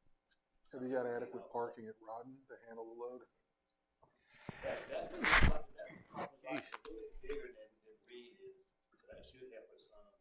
But yeah, we're gonna have where we go. We got a lot of participation. But Yeah, we do need another my son outfield plays lights. at Ron a lot, and it's just playing pretty tight. But there isn't a lot of houses around it, so you can park on the streets a little bit more down there. But yeah, I mean, my son right now is practicing at 7 o'clock at night without any lights because they're being utilized so much in so many teams. So it's a little bit of a problematic situation.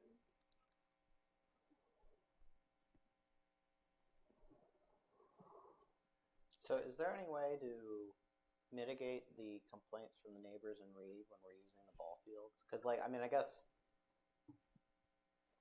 what concerns me, I guess, is we've got 2 ball fields. We have a need for more programming space, and it sounds like we're kind of limited in our ability to get the full use out of those.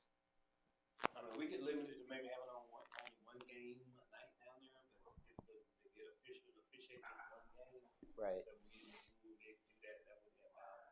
Plus, the parking would be an issue, regardless of the lights. Plus, Rodden Field, we can have it for in the outfield right now. They're probably coming up last week, so we're gonna have the outfield for soccer practice and the infield for t-ball games on Saturdays. Because we're running out of practice for soccer also, so we're trying to make that a dual purpose facility. Yeah, I saw the goal because my son's been doing t-ball down there. So I saw the goals out there last week. That's what we came up with. That's the only solution that we had last week. We got a big crowd. Had more practice to have for the business, so that's what we came. That's the only resource we had. Without lights, so we can practice up to about 7:30 to 8 right now. Well, I gotta imagine it's a bigger problem during the fall too. When the sun goes Yeah. down. We can do that in the fall. Yeah. With no lights, just now. Daylight savings time. How long have we had baseball at Reed? Since I've been here. So I mean, have the complaints just started, or is this something that's? Complaints started about 2 years ago. Like I said, we did independent police to control that area. And then we also had some residents get in with some of the coaches out there, but because of parking, so we just got to get up with it. More issue than what it already is. The 5th priority on the list is playground shade structure over here in front park. There's a couple of sales out there now, but they're not adequately covering the playground. If we've got requests.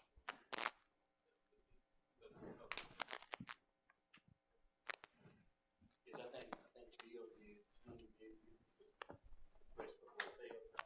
Yeah, we had discussed it just to make sure the playground equipment stays in good condition, doesn't degrade from sun damage and stuff. We haven't invested, this is kind of a new project, so we haven't investigated the costs yet, what that would look like, but we wanted to throw it out there so that equipment doesn't get sunbaked for too long, since we did invest a lot of money into the park. Indeed. And also, I know you all get complaints every now and then probably about the sun and how hot it gets in the summertime. But that was why we put it up there. Just one more thing, you know, we control the sun, we control the rain, we control, you know,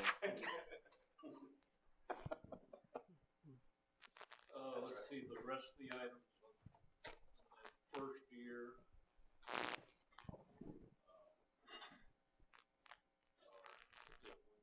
seven,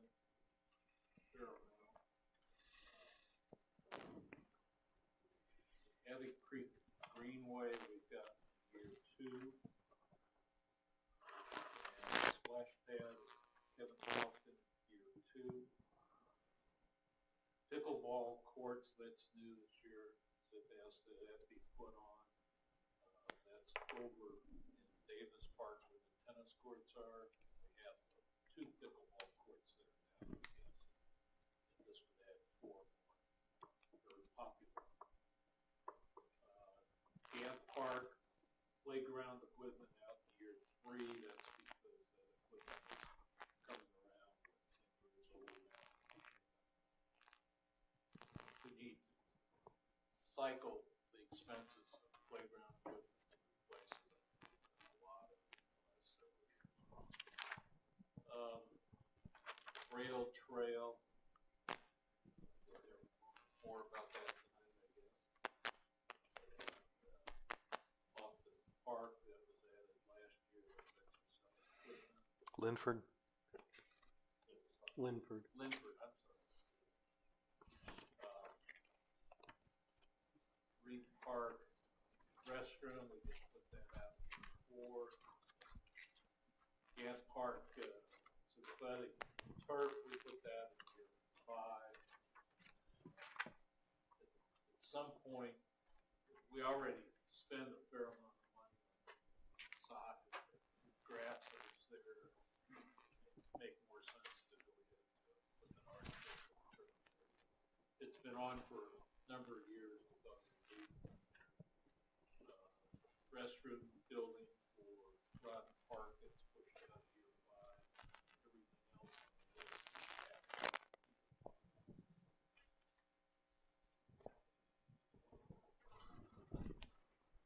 Why?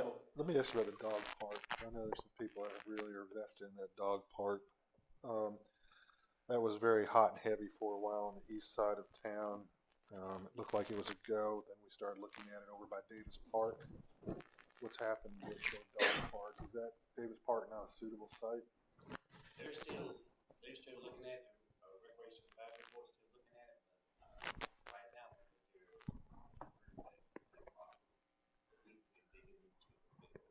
The property by the tennis courts? no, the other acres that's getting behind the tennis court. I believe there's also, I've read something somewhere that the neighbors have already indicated that should we decide to locate it there, they will oppose it. They definitely don't want it. One location they had extra play in that area. They really didn't say anything about the area located beside the tennis courts, but I don't think they'll like that too much either. We have had a few calls, and I told them I'll update it as soon as we hear something from the advisory board and the city council. Well, we had that area surveyed, right? Correct. Okay, so we know our bounds there. We know our bounds. I mean, since we own that land, I mean, I can understand why people don't want the dog park right up against their house. Mm-hmm. But I mean, this is away from a lot of houses. And I've talked to our engineers I'll call them engineers. Somebody stands supposed to be going to look at the property. Who best tell us how the property is of that land.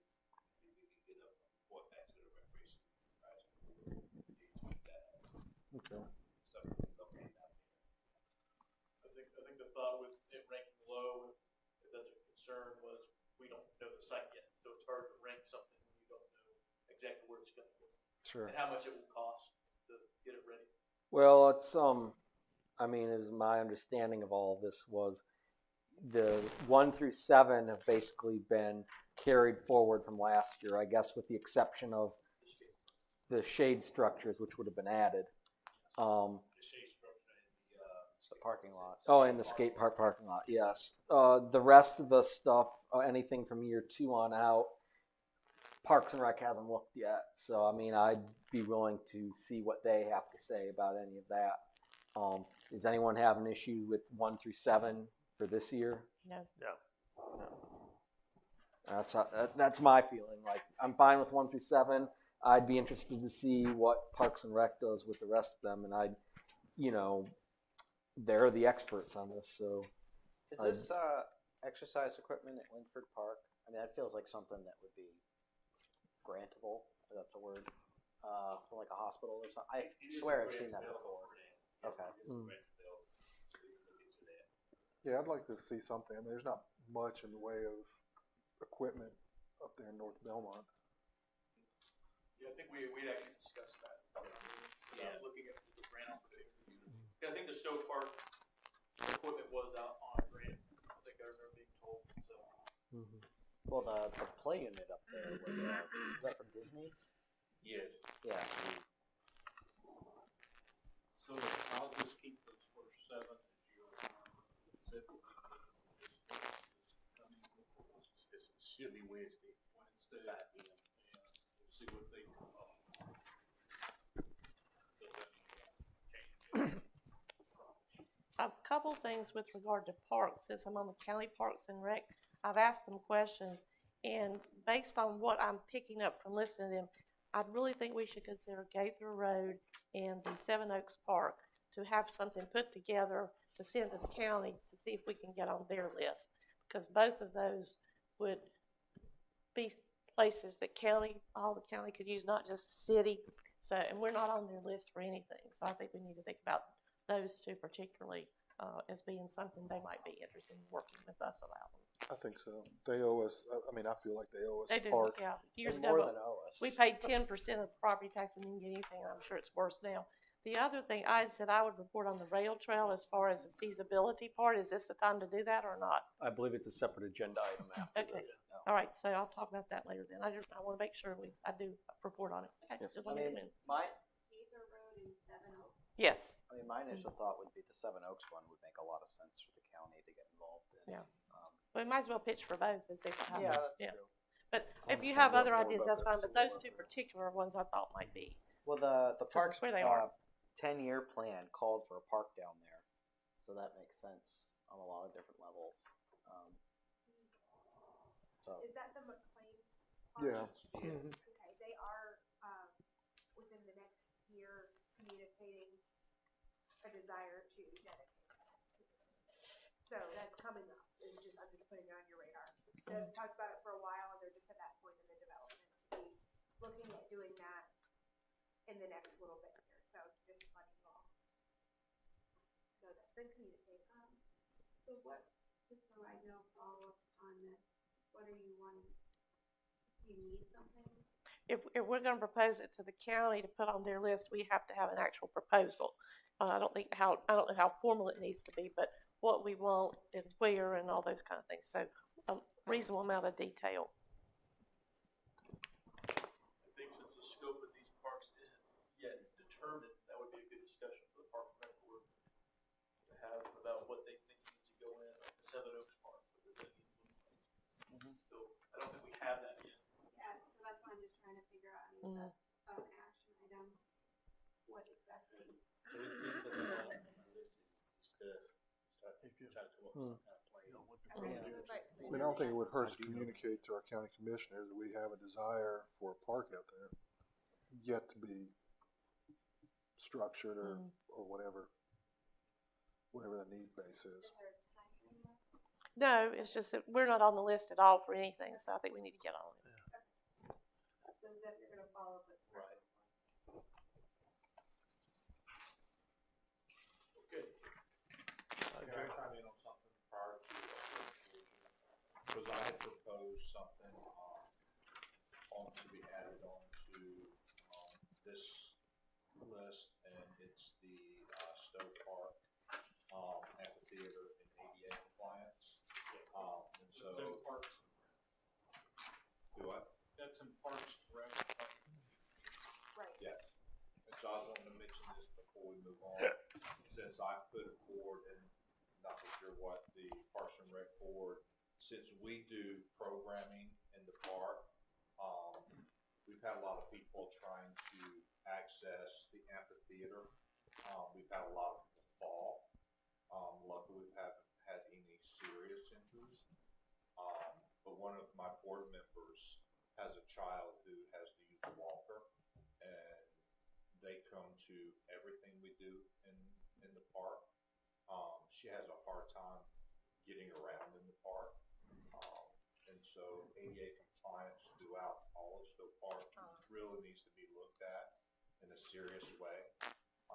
And so in this proposal, what we would love to do is add some stairs and some handrails and lighting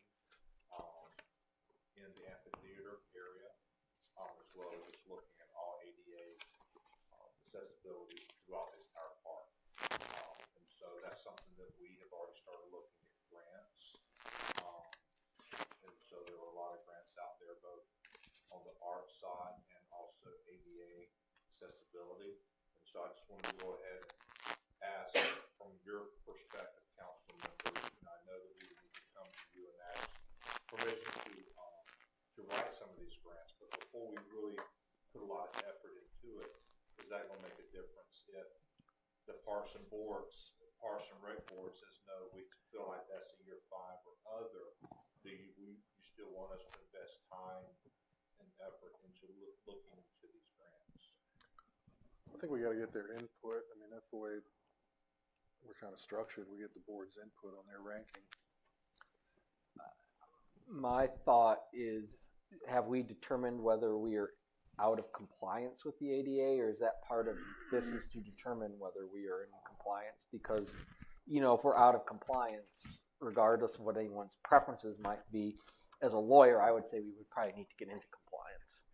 I would be surprised if we're totally out of compliance, because you can access the lower level of the amphitheater without any steps. I mean, from a safety standpoint, I think it's still something we need to consider. Yeah. But I mean, I don't know the legal part of it either. Yeah, I mean, that would influence my decision, is like what, you know, where we stand in conjunction with the law, and if we need to do something to, you know, that would inform my opinion Well, I think as to we whether need to this would be sooner the rather parks than then. later. That should be So on do his we- list. We need a better description of what you're proposing, so that Bill can get out there and check for ADA compliance and things of that nature. And we can come up with a description, little map or something that shows what needs to be done where. Yeah, we had a middle location when you talk about field, we can see if it's in compliance or not. I don't think it is, based on what you said. I think that lady did call it last year about that also.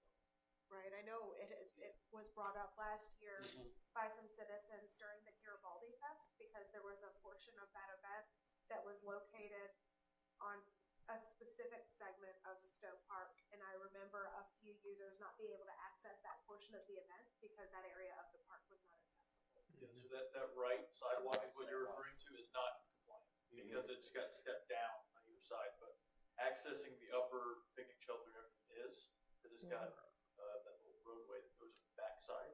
But as far as the amphitheater itself, it's not, because it's grassy area, there's not handrails or anything. It's a natural area. It's natural area, right. So, Well, and you may be getting into something really heavy duty, depending on if we're not in compliance to put that in there. That, I mean, with a grassy area and stuff. In other words, I look at I'm thinking of the Blumenthal and the night theater and stuff. There, we're up in the nosebleed section, so to me, the amphitheater part there, but we've got to have somebody besides us looking at this. So I don't want us to belabor this part. But,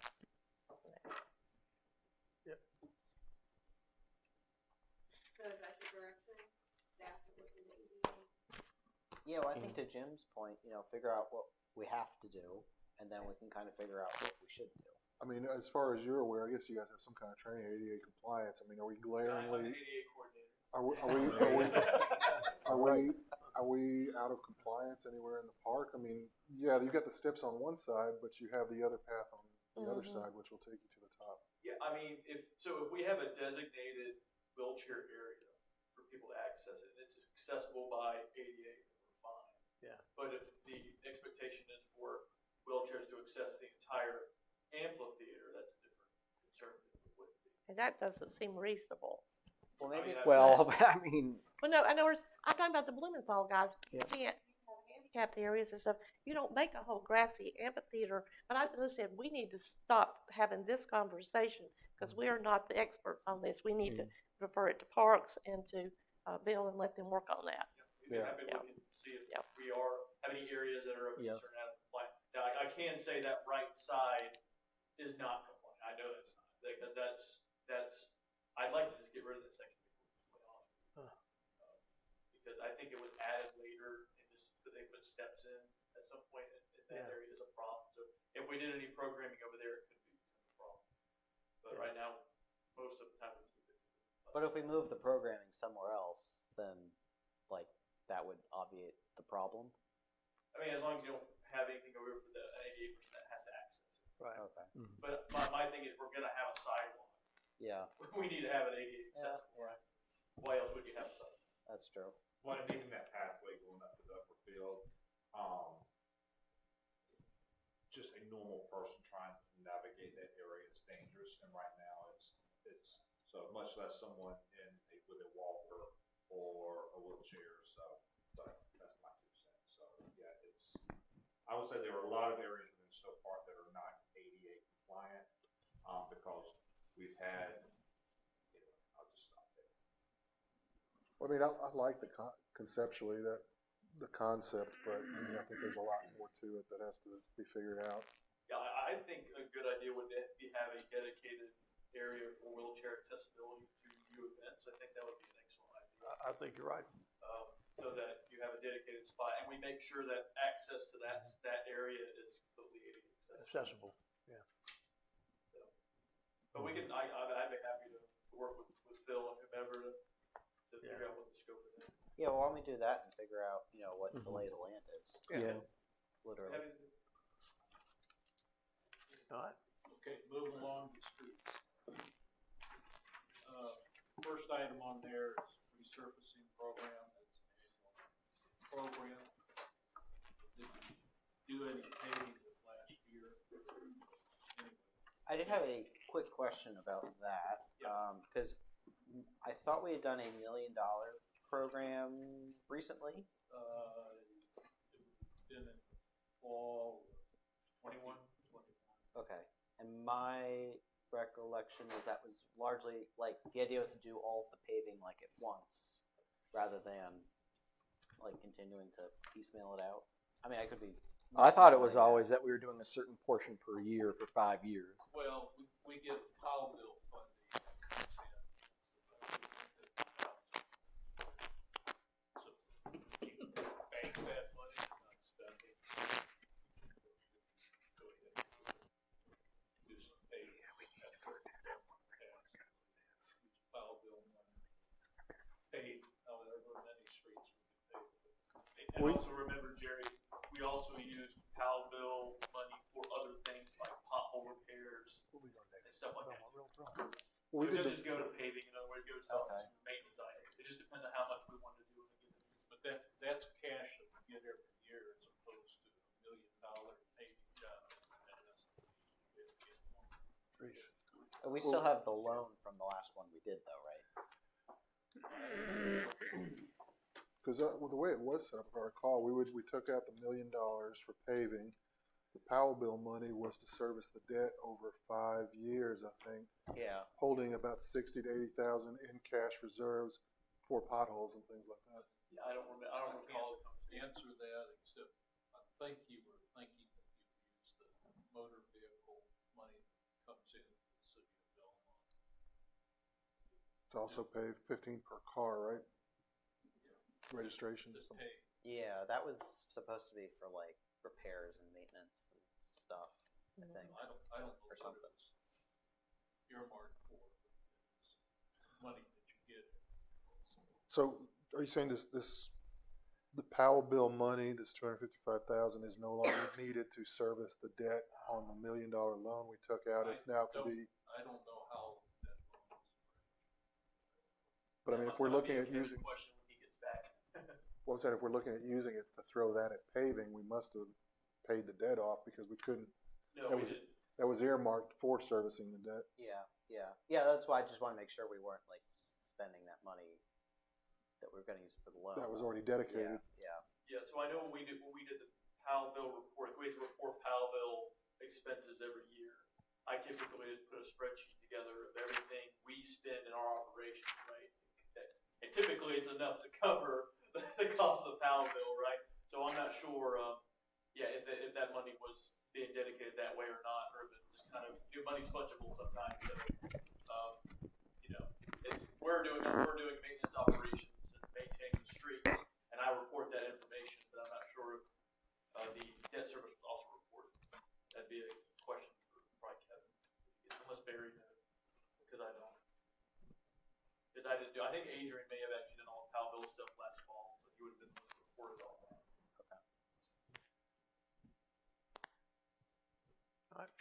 Anyway, for years, we always had one resurfacing program a year. Yeah.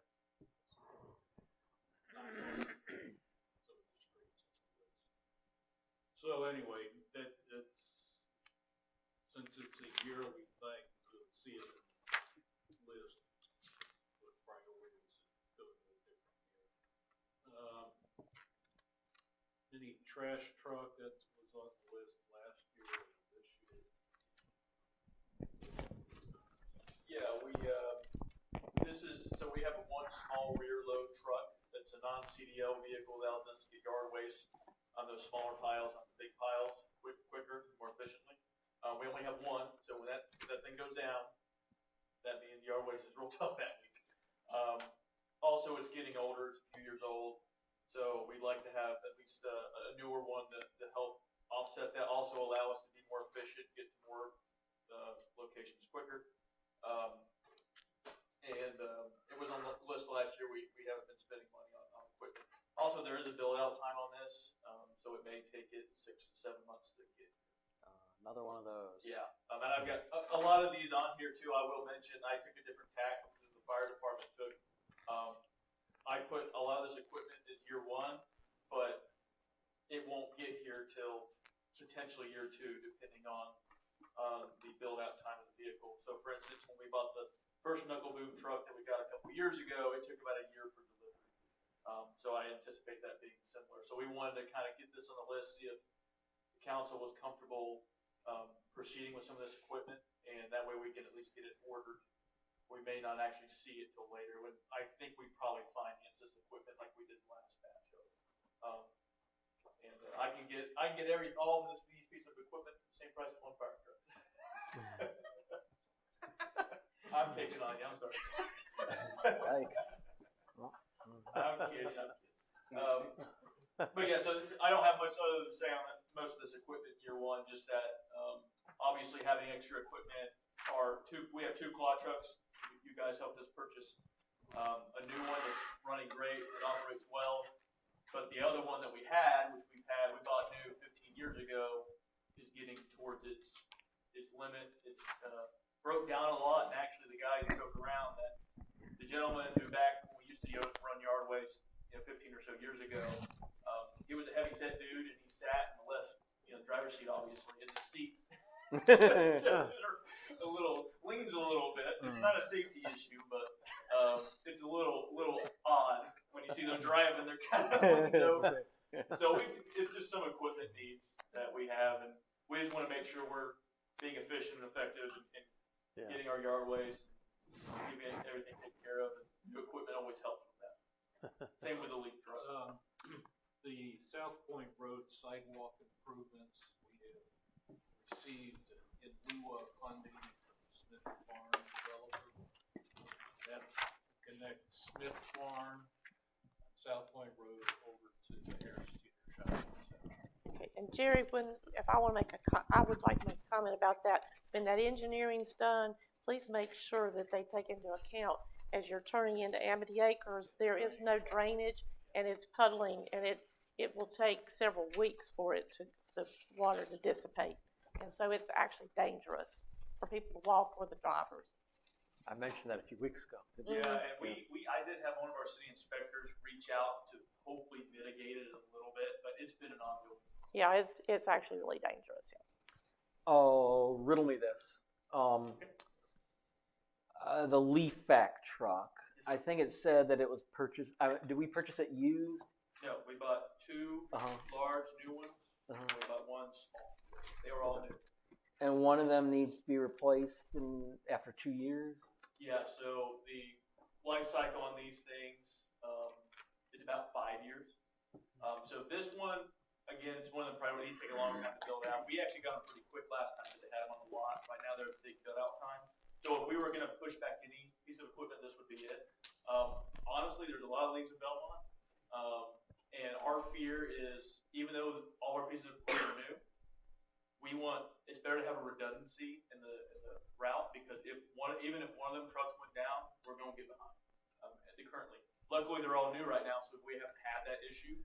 But we're trying to anticipate that as we come up on a couple years of having it. That we may have some operational downtime if we're not careful. But certainly they are all operating currently. It's just as many leagues as we have, and as I think popular the program has been, I've heard nothing but popular things about it.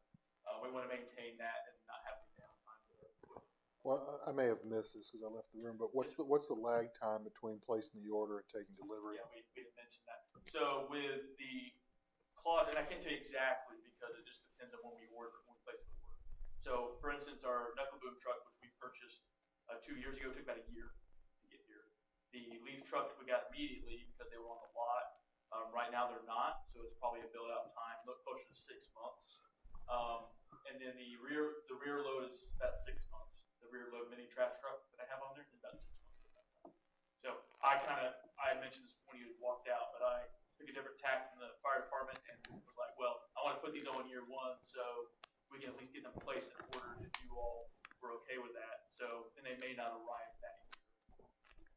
I mean, I feel like maybe some of this stuff could be pushed out, but I don't see anything in year 2 necessarily that would be,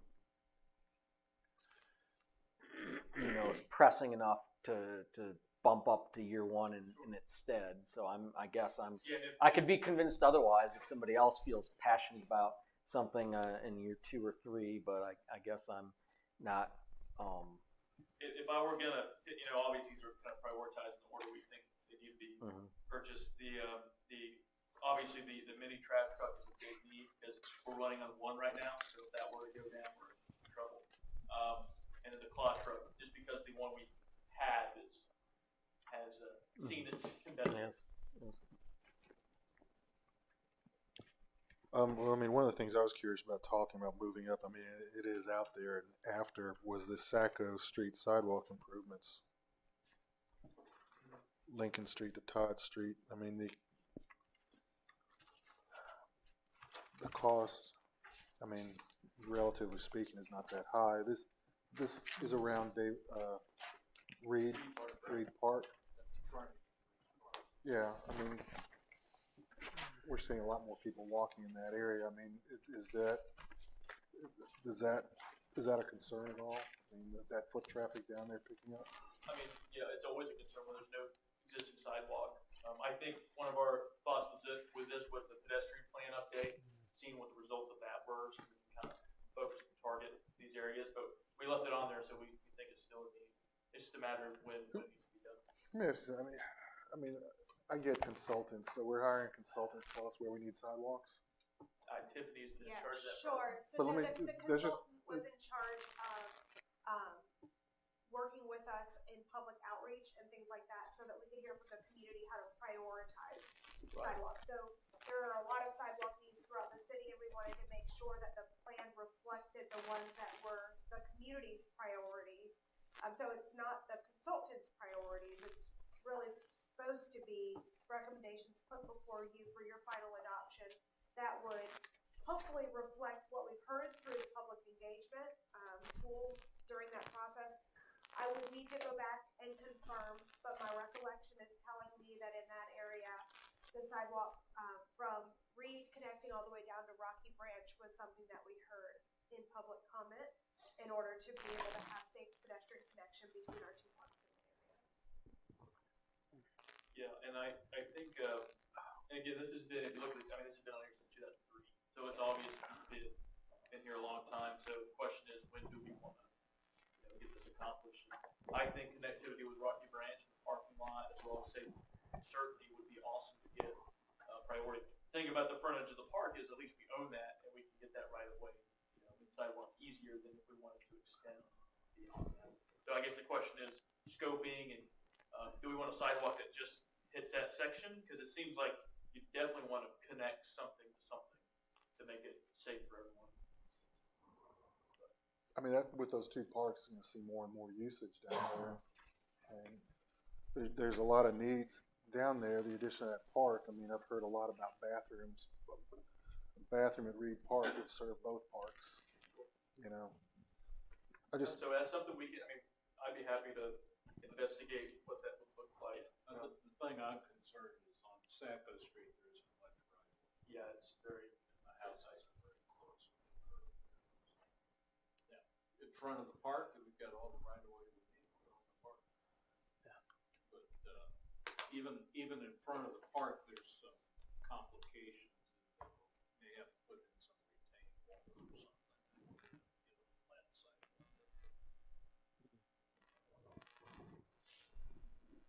We can look into it.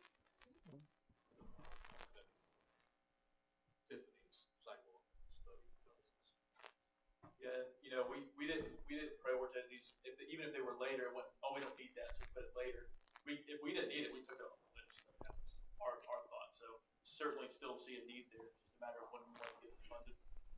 I'll be curious to see what the consultants tell us. I'll be honest with you, I know what I know in this area. I know what I see. I see people walking in the streets. Yeah. You know, I don't need a consultant to tell me where I live, where I need to walk. I agree with you there. I mean, not that they're not useful, but I mean, I'm just saying for me, where I walk, I know this would be great to have. I see a lot of people here. We probably should have a sidewalk. And as a reminder on the pedestrian plan, one thing I will say is that was done through a grant by NCDOT. The majority of the cost to bring the consultant on board to help us to collect public input and to generate and update that plan was by NCDOT. So we had a small match, but we weren't very front of that. As far as other sidewalk projects, there's Nixon Road sidewalk improvements phase 2. This is to fill in the gap between the sidewalk that's there and Amberley subdivision. Currently, we are looking at what they call the Nixon Road property for subdivision. They will be responsible for doing that one. So we pushed Nixon Road off at least until next year. See how that the subdivision and the sketch plan gets through planning council.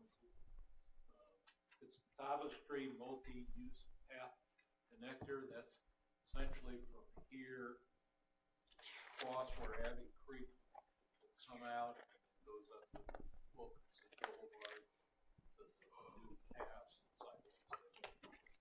Yep, so it'll connect to NCDOT's scope for the intersection improvement project.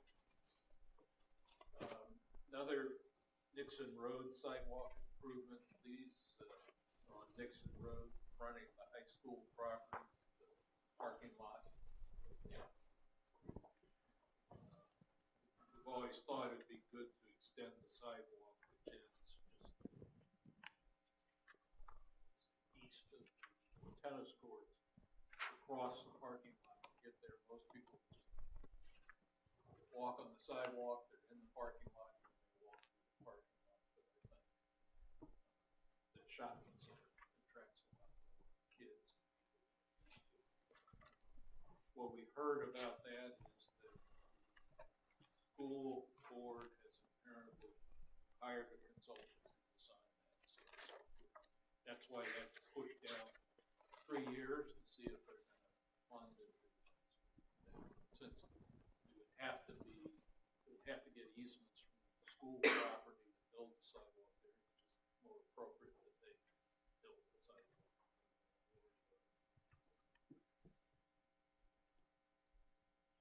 The other, down the list of it, Julia Avenue and South Main Street intersection improvements. This is where we got in lieu of payments from the Del Webb people, because that requires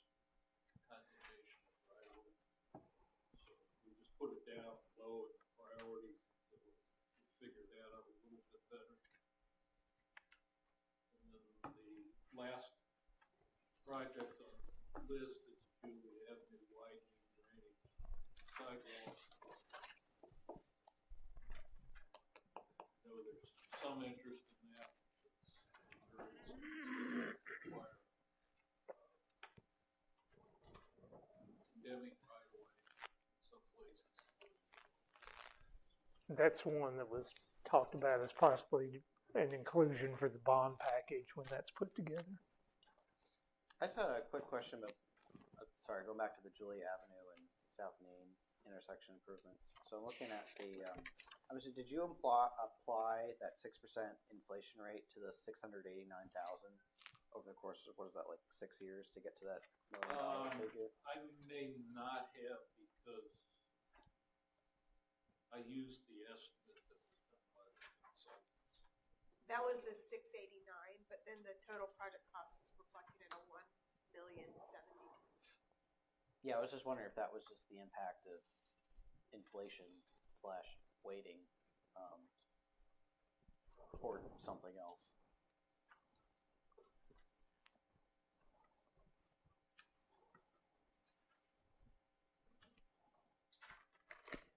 I said I used an inflation rate of 6%.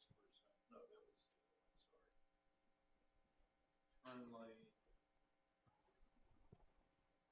No, I just took the cost that came from the developer's engineer, and then yes, subject to inflation rate of 6%. Okay, so 6% over the course of 5 to 6 years takes what is about a $700,000 project and makes it about $1 million. I mean, I'm not necessarily like looking for. You don't see for each project. There's actually 3 sheets for each of them. These sorts of stuff you see sheet 2 and 3, but that's where I do the calculations for inflation, whatever year it is. Right. So, that's how I apply the inflation, or if it's a loan, paying it back in 5 years. I do the calculation. Okay. Well, I guess my point is that, like, if we wait too long, we take a project that's basically supposed to be paid for, and then all of a sudden it ends up costing us, $300,000 to $400,000, depending on whenever we get around to it. Yeah. No, I just thought I'd highlight that. Any comments on any of these? Before you go to stormwater, I just want to check with you all. You've been going 2.5 hours. You're not quite halfway through this list, to see what your preference is about how far you want to go with this tonight. But both this and the other 2 items that are on the agenda. I feel like this happened last year. Order some pizzas, Mark. Yeah, I agree. Yes. Right, and historically, utility discussions have been shorter, so we can move those to another time. Well, I would assume if we decide to move the discussion of the CIP items to another time, we would still want to take up the other 2 items on the agenda. Is that correct? That's totally up to you. All right. That's Well, true. What we could do is, we could punt on the rest of the CIP and then do the rest of whatever else we're supposed to do. And I just would ask, how do we do that procedurally? Would we say I move to postpone the remainder of the discussion until X, and then we move on to the next agenda item? You could continue that portion of the agenda to another day. I mean, you have a 4 o'clock workshop next Tuesday on the manager process. You could, if you were so inclined, add this, come back to this after that session. Maybe, because we were so efficient the last time. That's true, yeah. That was probably a one-off. I mean, well, since we've already got that built in, I guess I'd move to continue the remainder of the CIP discussion until our scheduled special meeting of March 28th at 4 o'clock. All in favor, say aye. I'll Well, sec- somebody's got I'll, second. I'll second. You have a second? Mm. Okay, motion carried. We need to gotta- vote. we We gotta need to vote. vote. We got to vote. We call for a We vote. voted already. Made, No, I we made a didn't. second. I Oh. seconded. Okay, you second. All in favor, say aye. Aye. Aye. I thought we already voted on it. It's okay, it's been a long meeting. Yes. All right, next item on the agenda. This is the one that was discussed at the retreat where there was some desire for follow-up with the Feimster properties about the right-of-way for the rail trail, and Martha Yeah, I had said I been would- charged with following up on that. Yes, I would report today on that. I've had some positive feedback. It's been really difficult to get in contact because one son was who was recommended, and now I'm working with one of the other son. So I think that they're amenable to working with us on something, but we're going to have to be really careful because what has happened is that at the end of the conversation I had last week, the city has allowed a second person to be buried in the cemetery in their family plot. So they were not really pleased with that, obviously, and there's a whole other piece of it that goes with it that I won't belabor the point. But we've got to get that straightened out so we're in a better negotiating situation, because that almost caused things not to go the right direction. So I don't know. Who Wait a minute. approves such things? I mean, I don't. Well, I'm just saying that this is the second time. Feels like there's a story here. Yeah. There is a story here, but I don't know whether you want to hear it or not. It's up to you. I can make Well, it. it might not be No, I can proper make for it. disclosure. No, it's already in Fortune Feimster's podcast because well. what has happened was that Ginger went down to the cemetery, I guess just to see things in general. Noticed there was a grave. She stepped up to her knee level with it in it and fell. And so the fire department had to come help her, and because she fell flat on her back and she was not injured. But then Claude Wilson said that Ginger had 1 foot in the grave. So Literally. Fortune has taken this whole story and redeveloped it as far as in her podcast. So I was totally undone, to say the least, with that. So we need to make sure we get that straightened out and marked on a map so we do not do that again. However, that needs to happen. So But all that to say, I think that they are amenable to working with us, and Tiffany and I are trying to work on some other ideas as well, particularly maybe for the easement part of it more than the sale of the whole property. But they were concerned because what we have told them is that they don't have access to their property over on the Rocky Branch Trail because the city has that. And so now we're telling them they don't have access to this property either. So we need, Tiffany's going to work on that some too, to make sure that we're making the story clear for them as to why that is. So there's more moving pieces of the puzzle, but her son was interested in trying to work with us. So I feel real positive about that part of it. Just for clarification, when she fell, I mean, was it just because it was marshy, or did you That say I don't know. there's a fresh grave on Well, there was a fairly fresh grave and a headstone as well. So within their family property plot. that wasn't their family? This is the second time. No, this is the second time this has occurred. Have you talked to Ginger? No, I talked to Jay. Who would make that decision is the question. I mean, if we want to try and prevent this, I mean, I don't, like, that's not something we, who's in charge of the cemetery? Okay, so this is not a issue with just our cemetery. It is an issue of any city cemetery, pretty much, through what I've gathered from other clerks. But I used to work with public works to manage it, and is now done with Crystal and Phil's team with Jake. There have been 80 plus years of errors in the cemetery, and it's gone from one employee to the next employee, from the Presbyterian church, and it's just, anyway, we have over the years had to make a lot of changes, and not everything is 100% clear. So it's not as simple as people think it is.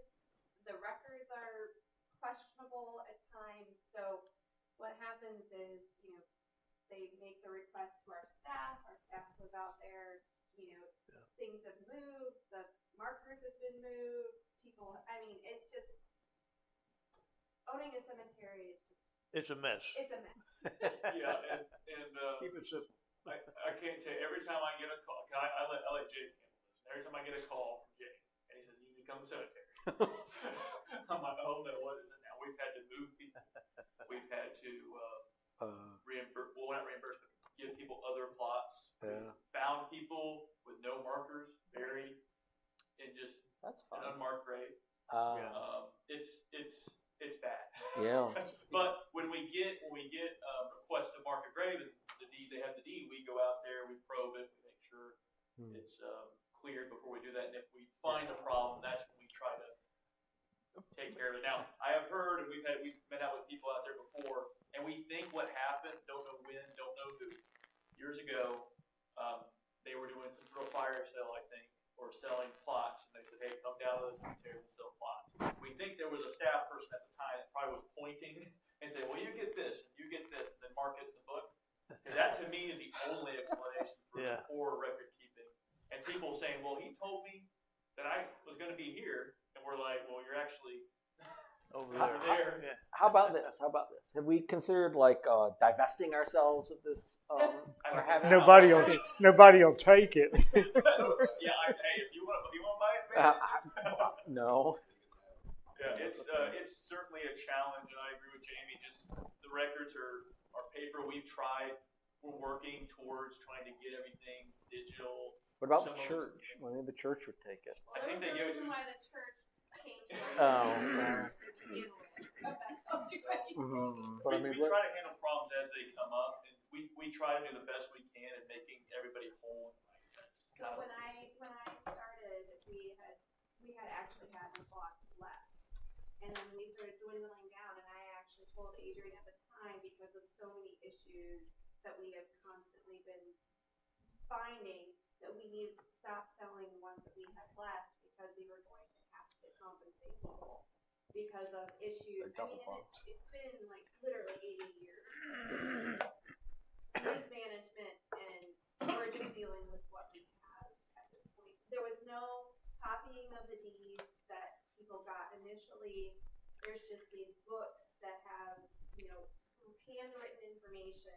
And don't even ask about Goshen, because there are no records whatsoever on anything about Goshen. So from the church or from us. So it's a record keeping and management nightmare, to be honest with you. And so yes, there are constant issues. It's not just with the Feasters.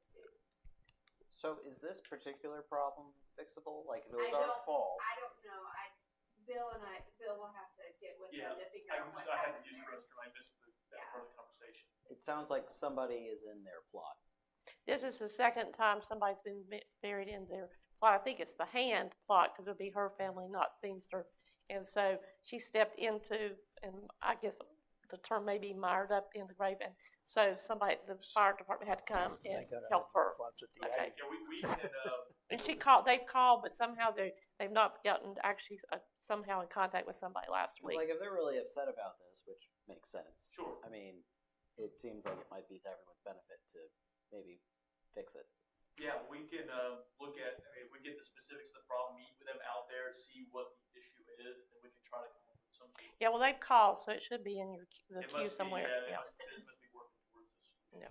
But I'll follow with my team about, sometimes it makes sense to go out there and look at it, because it's so hard looking on paper and deeds and saying, well, this is. Yeah, my biggest concern is if we have this problem somehow that first time must not have gotten marked somewhere that we've had it. This is the second time, so that's a big concern. Yeah, my thought with that is, and I don't know, I'm just speculating, that they double booked a plot. So the person who came actually had that plot too. So, and then that's what this problem. So I'll follow up with my team, and we'll look at what we can do to come up with a solution.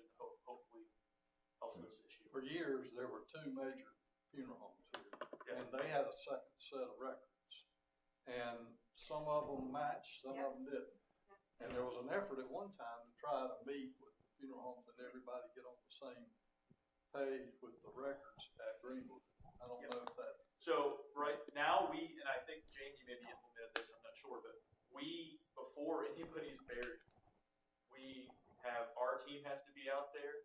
The person who's representing the family and the funeral home have to be out there to sign off on it, because you're right, in the past, the funeral home had this deal. They just come. They just go and bury them and call it a day, and that's, I think, what happened in the past. Now, that happens a lot for many, many years. The city wasn't really even involved in these people, when these funeral homes went out there and dug the graves. I mean, I am absolutely convinced that people were buried there back in the day. Just somebody came and dug a hole. There's a free burial area. Well, and regardless of what our other negotiations are with them, we need to take care of that. Make them whole. Yeah. And and typically when there's issues, it is extensively researched, and if we have to pay to exhume somebody, we've done that in the past. That's our last. That is our last resort. It's terrible. I don't suppose there's a bunch of people buried over on Henry's Chapel, is there? There are a few. They've been identified by the survey. Of course there are. The latest resubmittal, the development team recognizes they identified them, and they are planning to offer the land where the bodies have been discovered to the Methodist church that is adjacent to the site, because it's most likely that they should have been buried as a part of that cemetery plot, and so they are prepared to offer a donation. We don't want to manage it. They're not, the ones that were identified in survey are not in the depths of the site. They are adjacent to the right of way and on the side of the property with the church. Well, so all this talk of cemeteries and dead bodies is great. Where does that leave us in terms of the agenda item, which is the rail trail? Yeah, we got a little lost there. Well, that's what I said. In other words, they're amenable to working with us.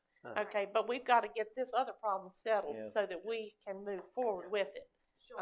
And staff is looking for direction, based off of our conversation at the retreat, in order to stay on schedule with hitting the CMAC timelines. It seems far out to say 10 years, but we know that all things take time, and our timeline for right-of-way acquisition and utility relocation is to have that completed and done and invoiced and billed to NCDOT by 2025.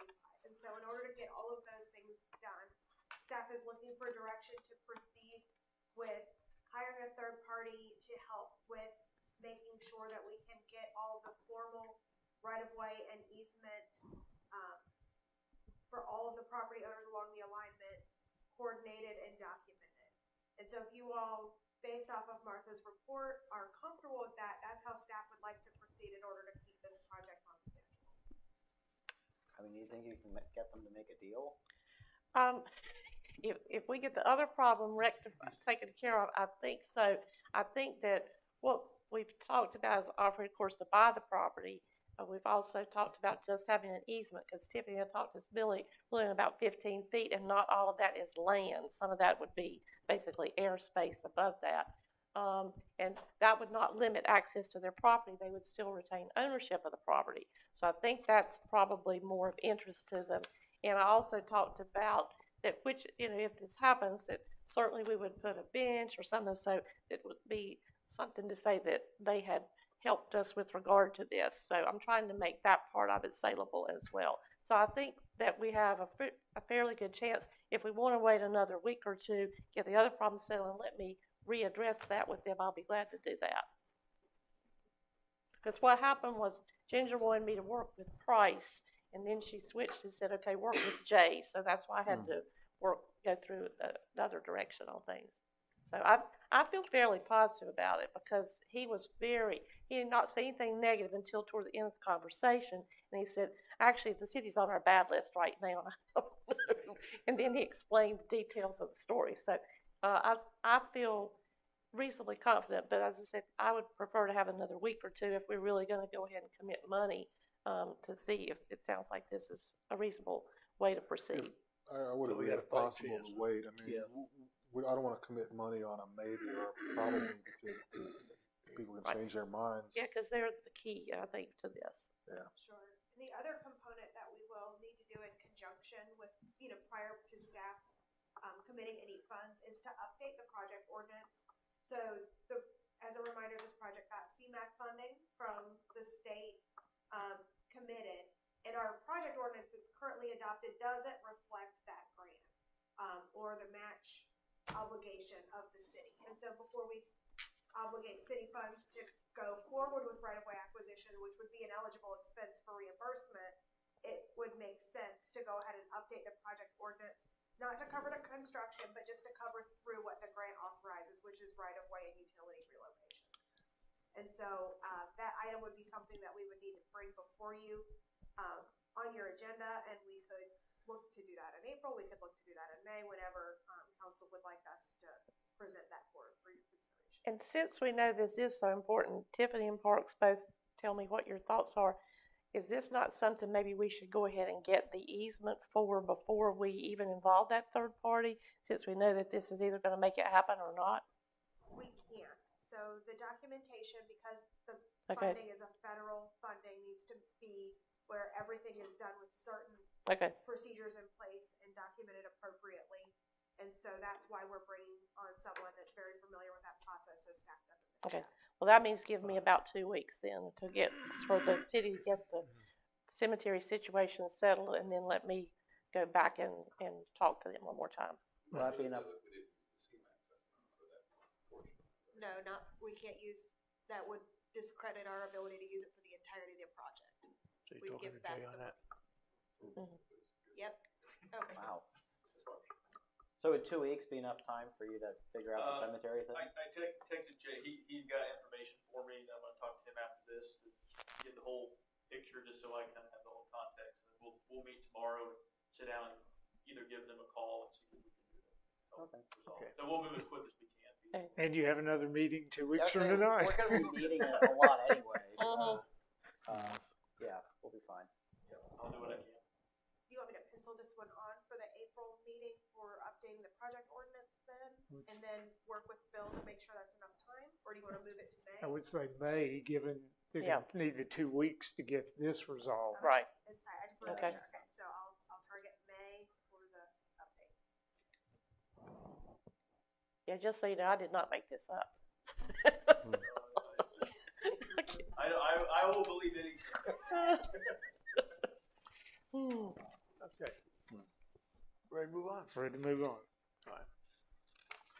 Discussion of city-owned properties. This is something I know had been before you, or at least up for discussion in the past, about looking at some city-owned properties. I think the initial focus was on perhaps identifying property for affordable housing. So Alec has put together a list. One, you have a list of all the city-owned properties, and then we're going to focus the discussion particularly on what's referred to as Deaton Drive, even though it isn't a drive, and the properties that the city owns there. So, Alec, whenever you're ready. Yeah.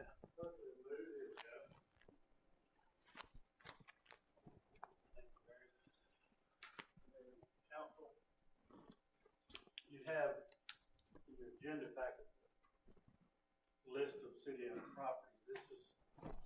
This was taken directly from Gaston County GIS. So it's pretty raw data in the order that the Excel spreadsheet was created. We can add columns to this. We can sort it by, I didn't really know how you would want it to be sorted by the size of the property. Shelley and I tried to guess at buildability of each vacant site. So we'll take direction from y'all tonight on what you might want to do with some of the larger properties. Obviously, some of them can't be developed for affordable housing because they're occupied or too small. It seemed like most of the vacant ones are on Deaton Drive. And that's the focus of Yeah. the agenda package that Barry mentioned. Although I was curious, What's the property on R.L. Stowe that's vacant? There is a property, you're coming off of Keener. It will be, you know how the Arlstow drops off into the Kudzu Gully? Yes. It's coming off of North Street. We have the Point Crossing outfall coming, down North Street over toward Morning Glory, aligned with North Street, which is the property just beyond the Bitsko building. You got the daycare, then the little building up on the hill, then North Street. It's across Arlstow. It's a what? I'm sorry. Across. Arlstow from Okay. Okay. So it's on the left Mm-hmm. of your comment. Okay. Yes. How do we end up with that? It doesn't seem like if it's a. I hear you think it was acquired because of outfall. I mean, it's what, like an acre or something? Around that. 1.6 is what's on here. But it doesn't seem like that's very developable. It does not seem. Is that where the gully is actually, or not? Just past. You got The guardrail. the guardrail, and you got Duke Energy transmission Right. lines coming over that kudzu field. Right. And it's the wooded part just past. Right. Power line right away. In terms of Deaton Drive, Martha, have your discussions with the family encompass that as well? Mm-mm. No. Because it sounds like to make this viable, we'd need at least some of that property. Number 8. WP&N Trust is the entrance to Deaton. And if you read the staff report, there is no platted right of way through there, just a path. You can probably see those are power lines, that little gray line there. So it comes up to a point here, and then you got there's overhead power lines coming through the property in addition to all the other challenges. There's a sewer manhole on one of these lots. It's part of an outfall coming down through here. Yeah. So there's no water availability, city water availability in here. We've got to get that line. It'd be nice to get 7B because all you have is a little 7-foot strip to squeeze between Ron Gaston, who owns these 3. But we don't have a survey of all this. Don't know that we need it until we maybe could get the entrance feature, and then how do you cut it up into buildable lots? Well, if you put a 40-foot road down the middle, it's 170 feet roughly from there to there. You put a 40-foot down the middle, 40-foot right of way, then you've got half of 130 is 65-foot deep lots on either side of the right of way. Well, that's not good. So we would do something creative like tiny homes. We'd have to change the ordinance. Or just do lots on one side, so. Which we don't really allow right now. It's creatively and lay out the lots. So the key property is number 8 to move forward. And it's the thing to be found. So if we acquire that, I mean, I went down there in my truck only so far years ago, and that was a rough drive even for a truck. Steep right here. Yeah, and wet, and muddy. But I mean, the topography there. I mean, is it buildable? There's a creek or drainage area. This doesn't show the lots that are built. There's a marshy area right through here. Toward the back, there were houses. There were 5 houses back. So it is buildable. Yes. Now, how did those houses get access? I know you said they were on septic, but you also said there were like emergency and service like garbage, how would there be access to those houses then?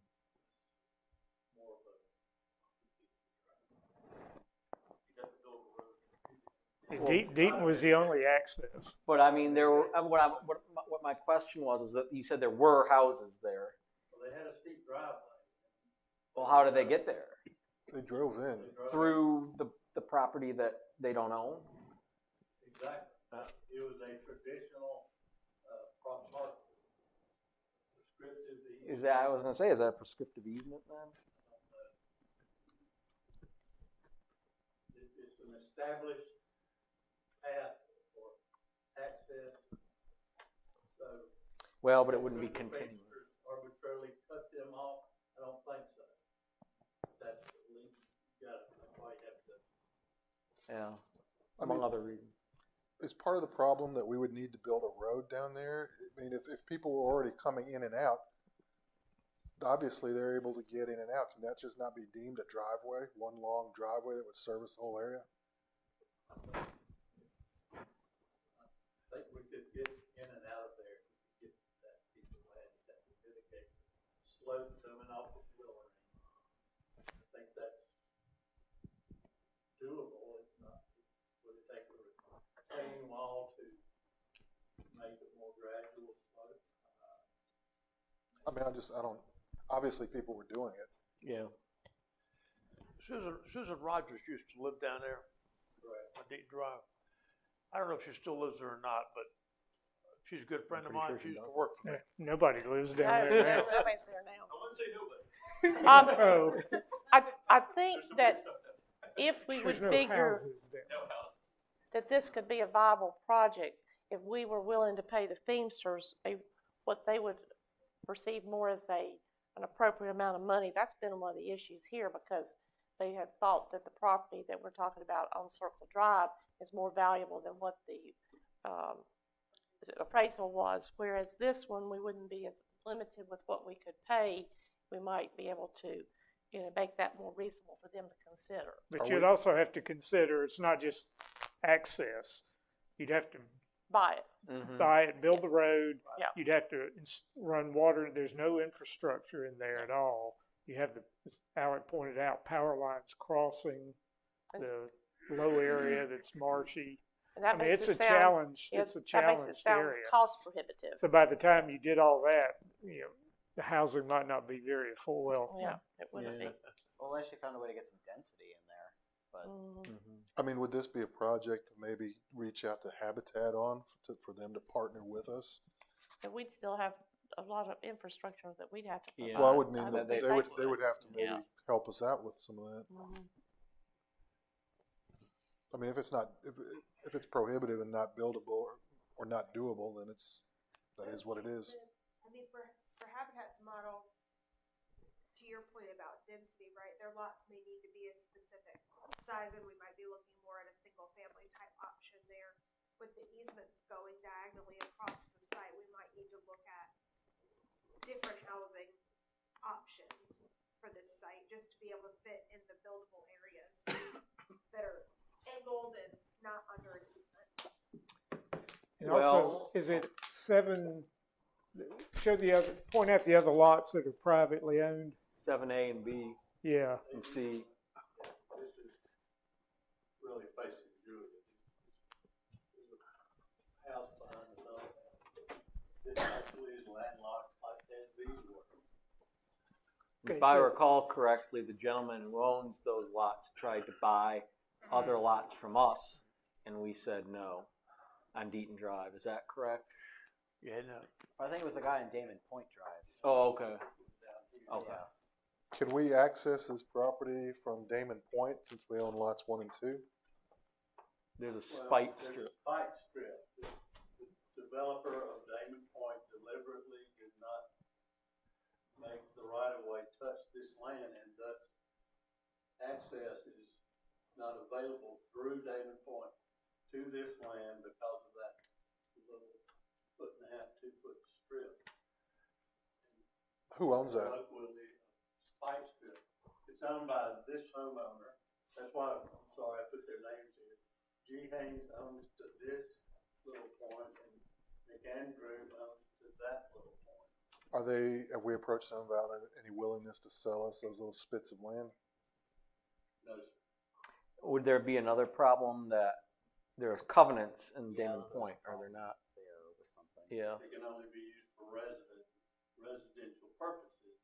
Covenants say that, so that would seem to preclude access to an adjacent piece of land. But covenants are another matter. I mean, if we,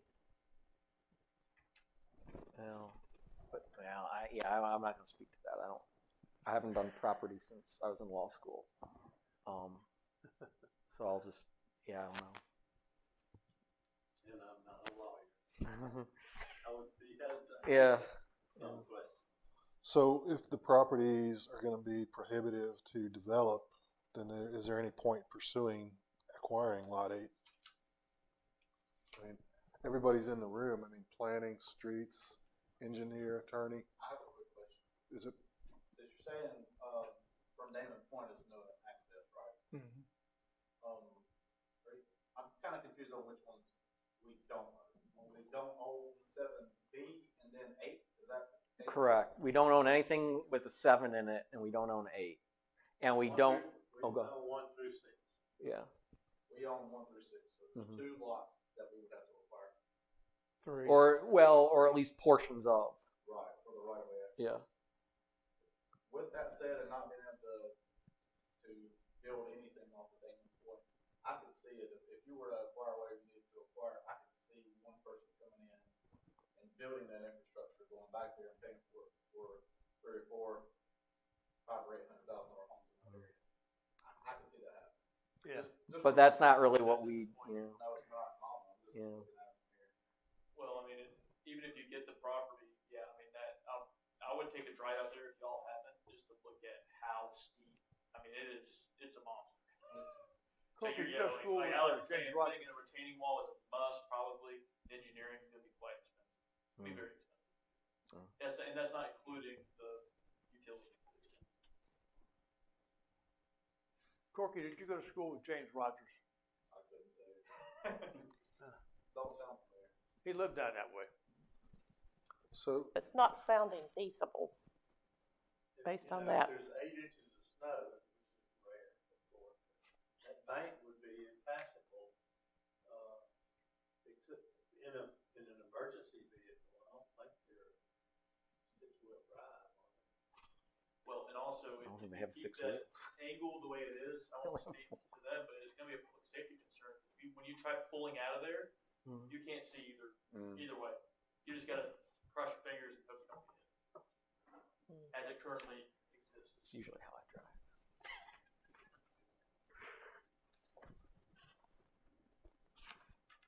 Well, I'll challenge it, it's surmountable with enough money. well, yeah, but not if you're wanting to put affordable housing on there, and it's going to be, if the costs mean that it can't be affordable, I don't know. Well, the way real estate prices are trending, $500,000 Well- might be affordable. Well, let me ask you just to go ahead. To clarify though, I think the Feimsters are under the impression that they cannot have access or build or do anything with that lot, can they, or not, based on what we're showing here on the one they own?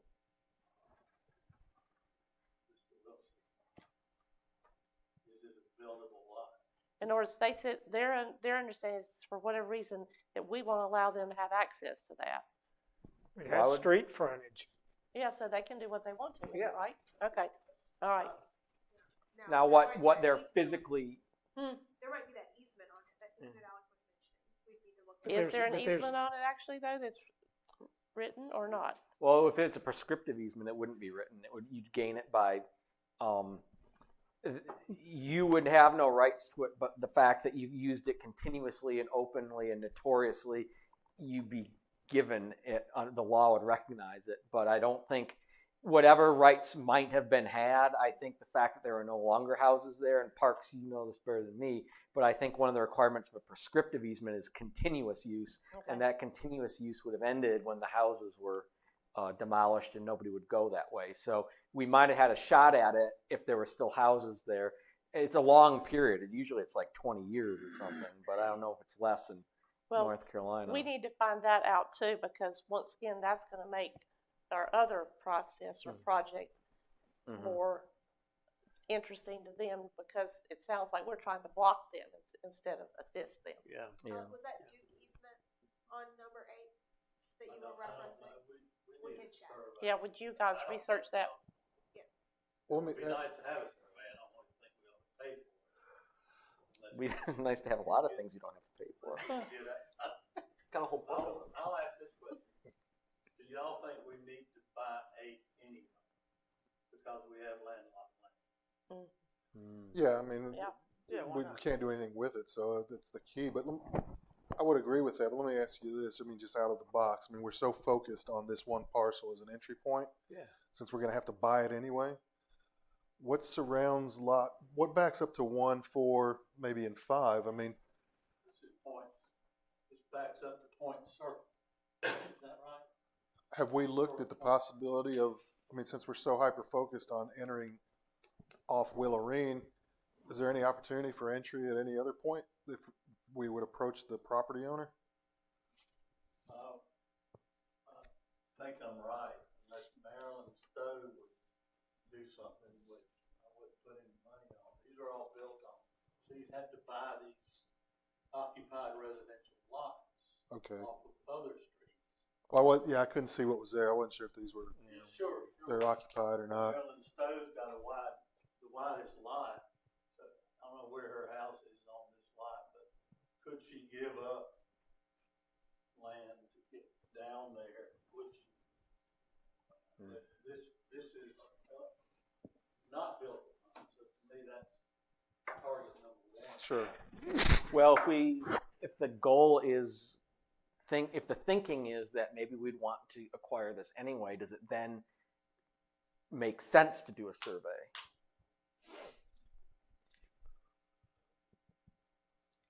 I always say, get a survey. If you buy a piece of land, get a survey. Absolutely. Do we need to survey all of it? There is, this lot was being surveyed last month, earlier this month. And there is, that surveyor was running into a property line dispute, overlapping property lines. I might call him tomorrow and say, what'd you find out? Would you send me your survey of that lot? He might, or he doesn't have to. Who's his dispute with? The trust? Just coming down from the old subdivision. This was chopped up into the 25-foot lot. Coming down from some point, running into overlap issues. They have. So, all right. I don't know. I can't answer that.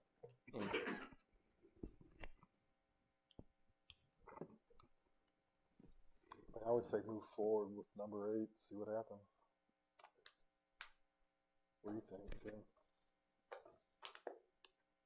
Well, it sounds like that's a prudent thing to do, that even if our vision for Deaton Drive isn't feasible, there might be, just because whatever, they're landlocked, you can't, I mean.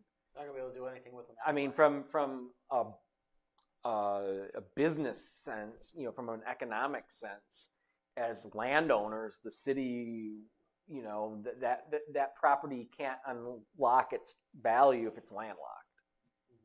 Yeah, I mean, remember it's right there in the heart of Belmont too. So now, are we constrained on how much we can pay for this land? I know that comes into play at some time. It comes into play when you sell land, not when you buy land. Well, no, there's something with the land with the rail trail But that was federal funds. Right, I think that's what. Yeah.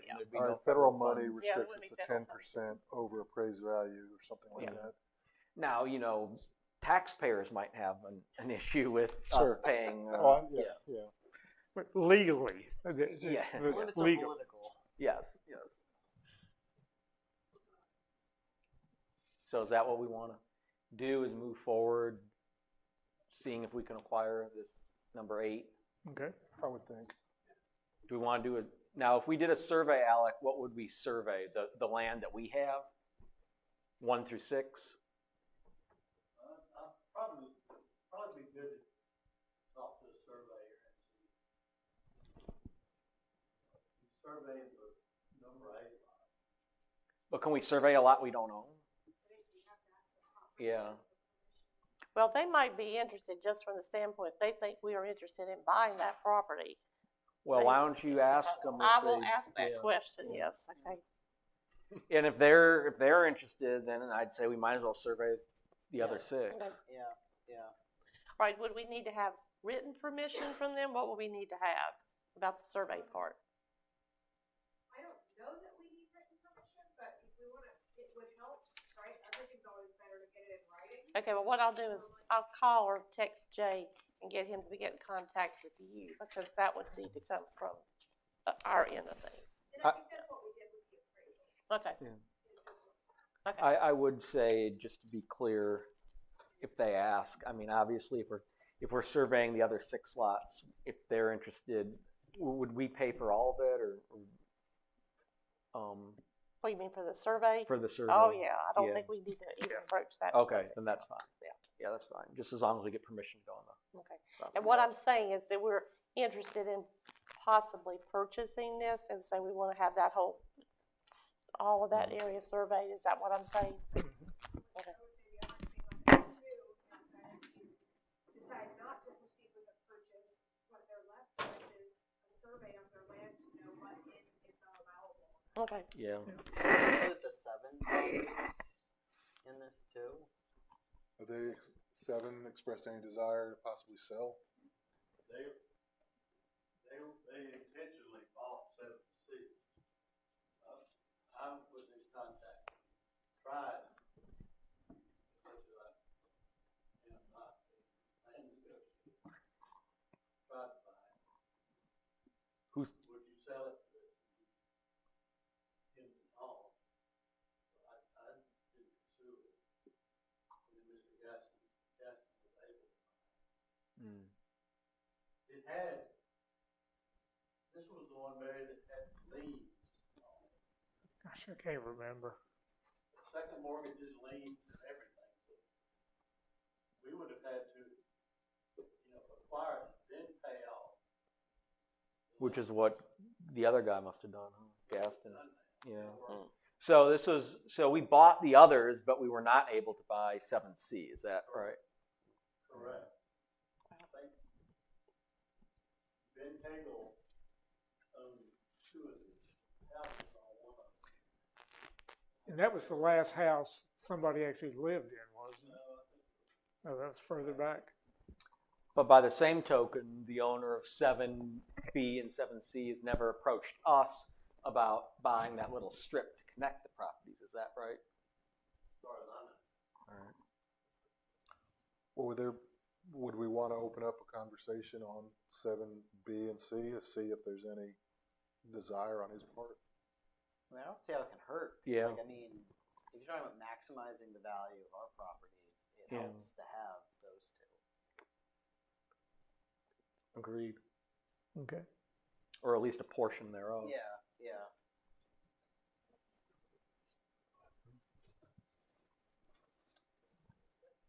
So the order or the sense of council then is that Martha is going to go and in her discussions with the family, see if they would allow us to go onto their property and have it surveyed with the, that we're interested in perhaps buying it, and there are benefits to having it surveyed from their perspective, and Alec or someone is going to approach the owner of 7B and C to gauge their interest in potentially selling. Is that's it, right? And then we'll survey everything we have the okay to survey. Yep. Okay. Sounds good. I will motion. I'll second. Motion to second, all in favor, say aye. Aye. And before you all leave, we want to get a head count on who is still planning to attend the field trip to the senior housing tomorrow. Is it tomorrow?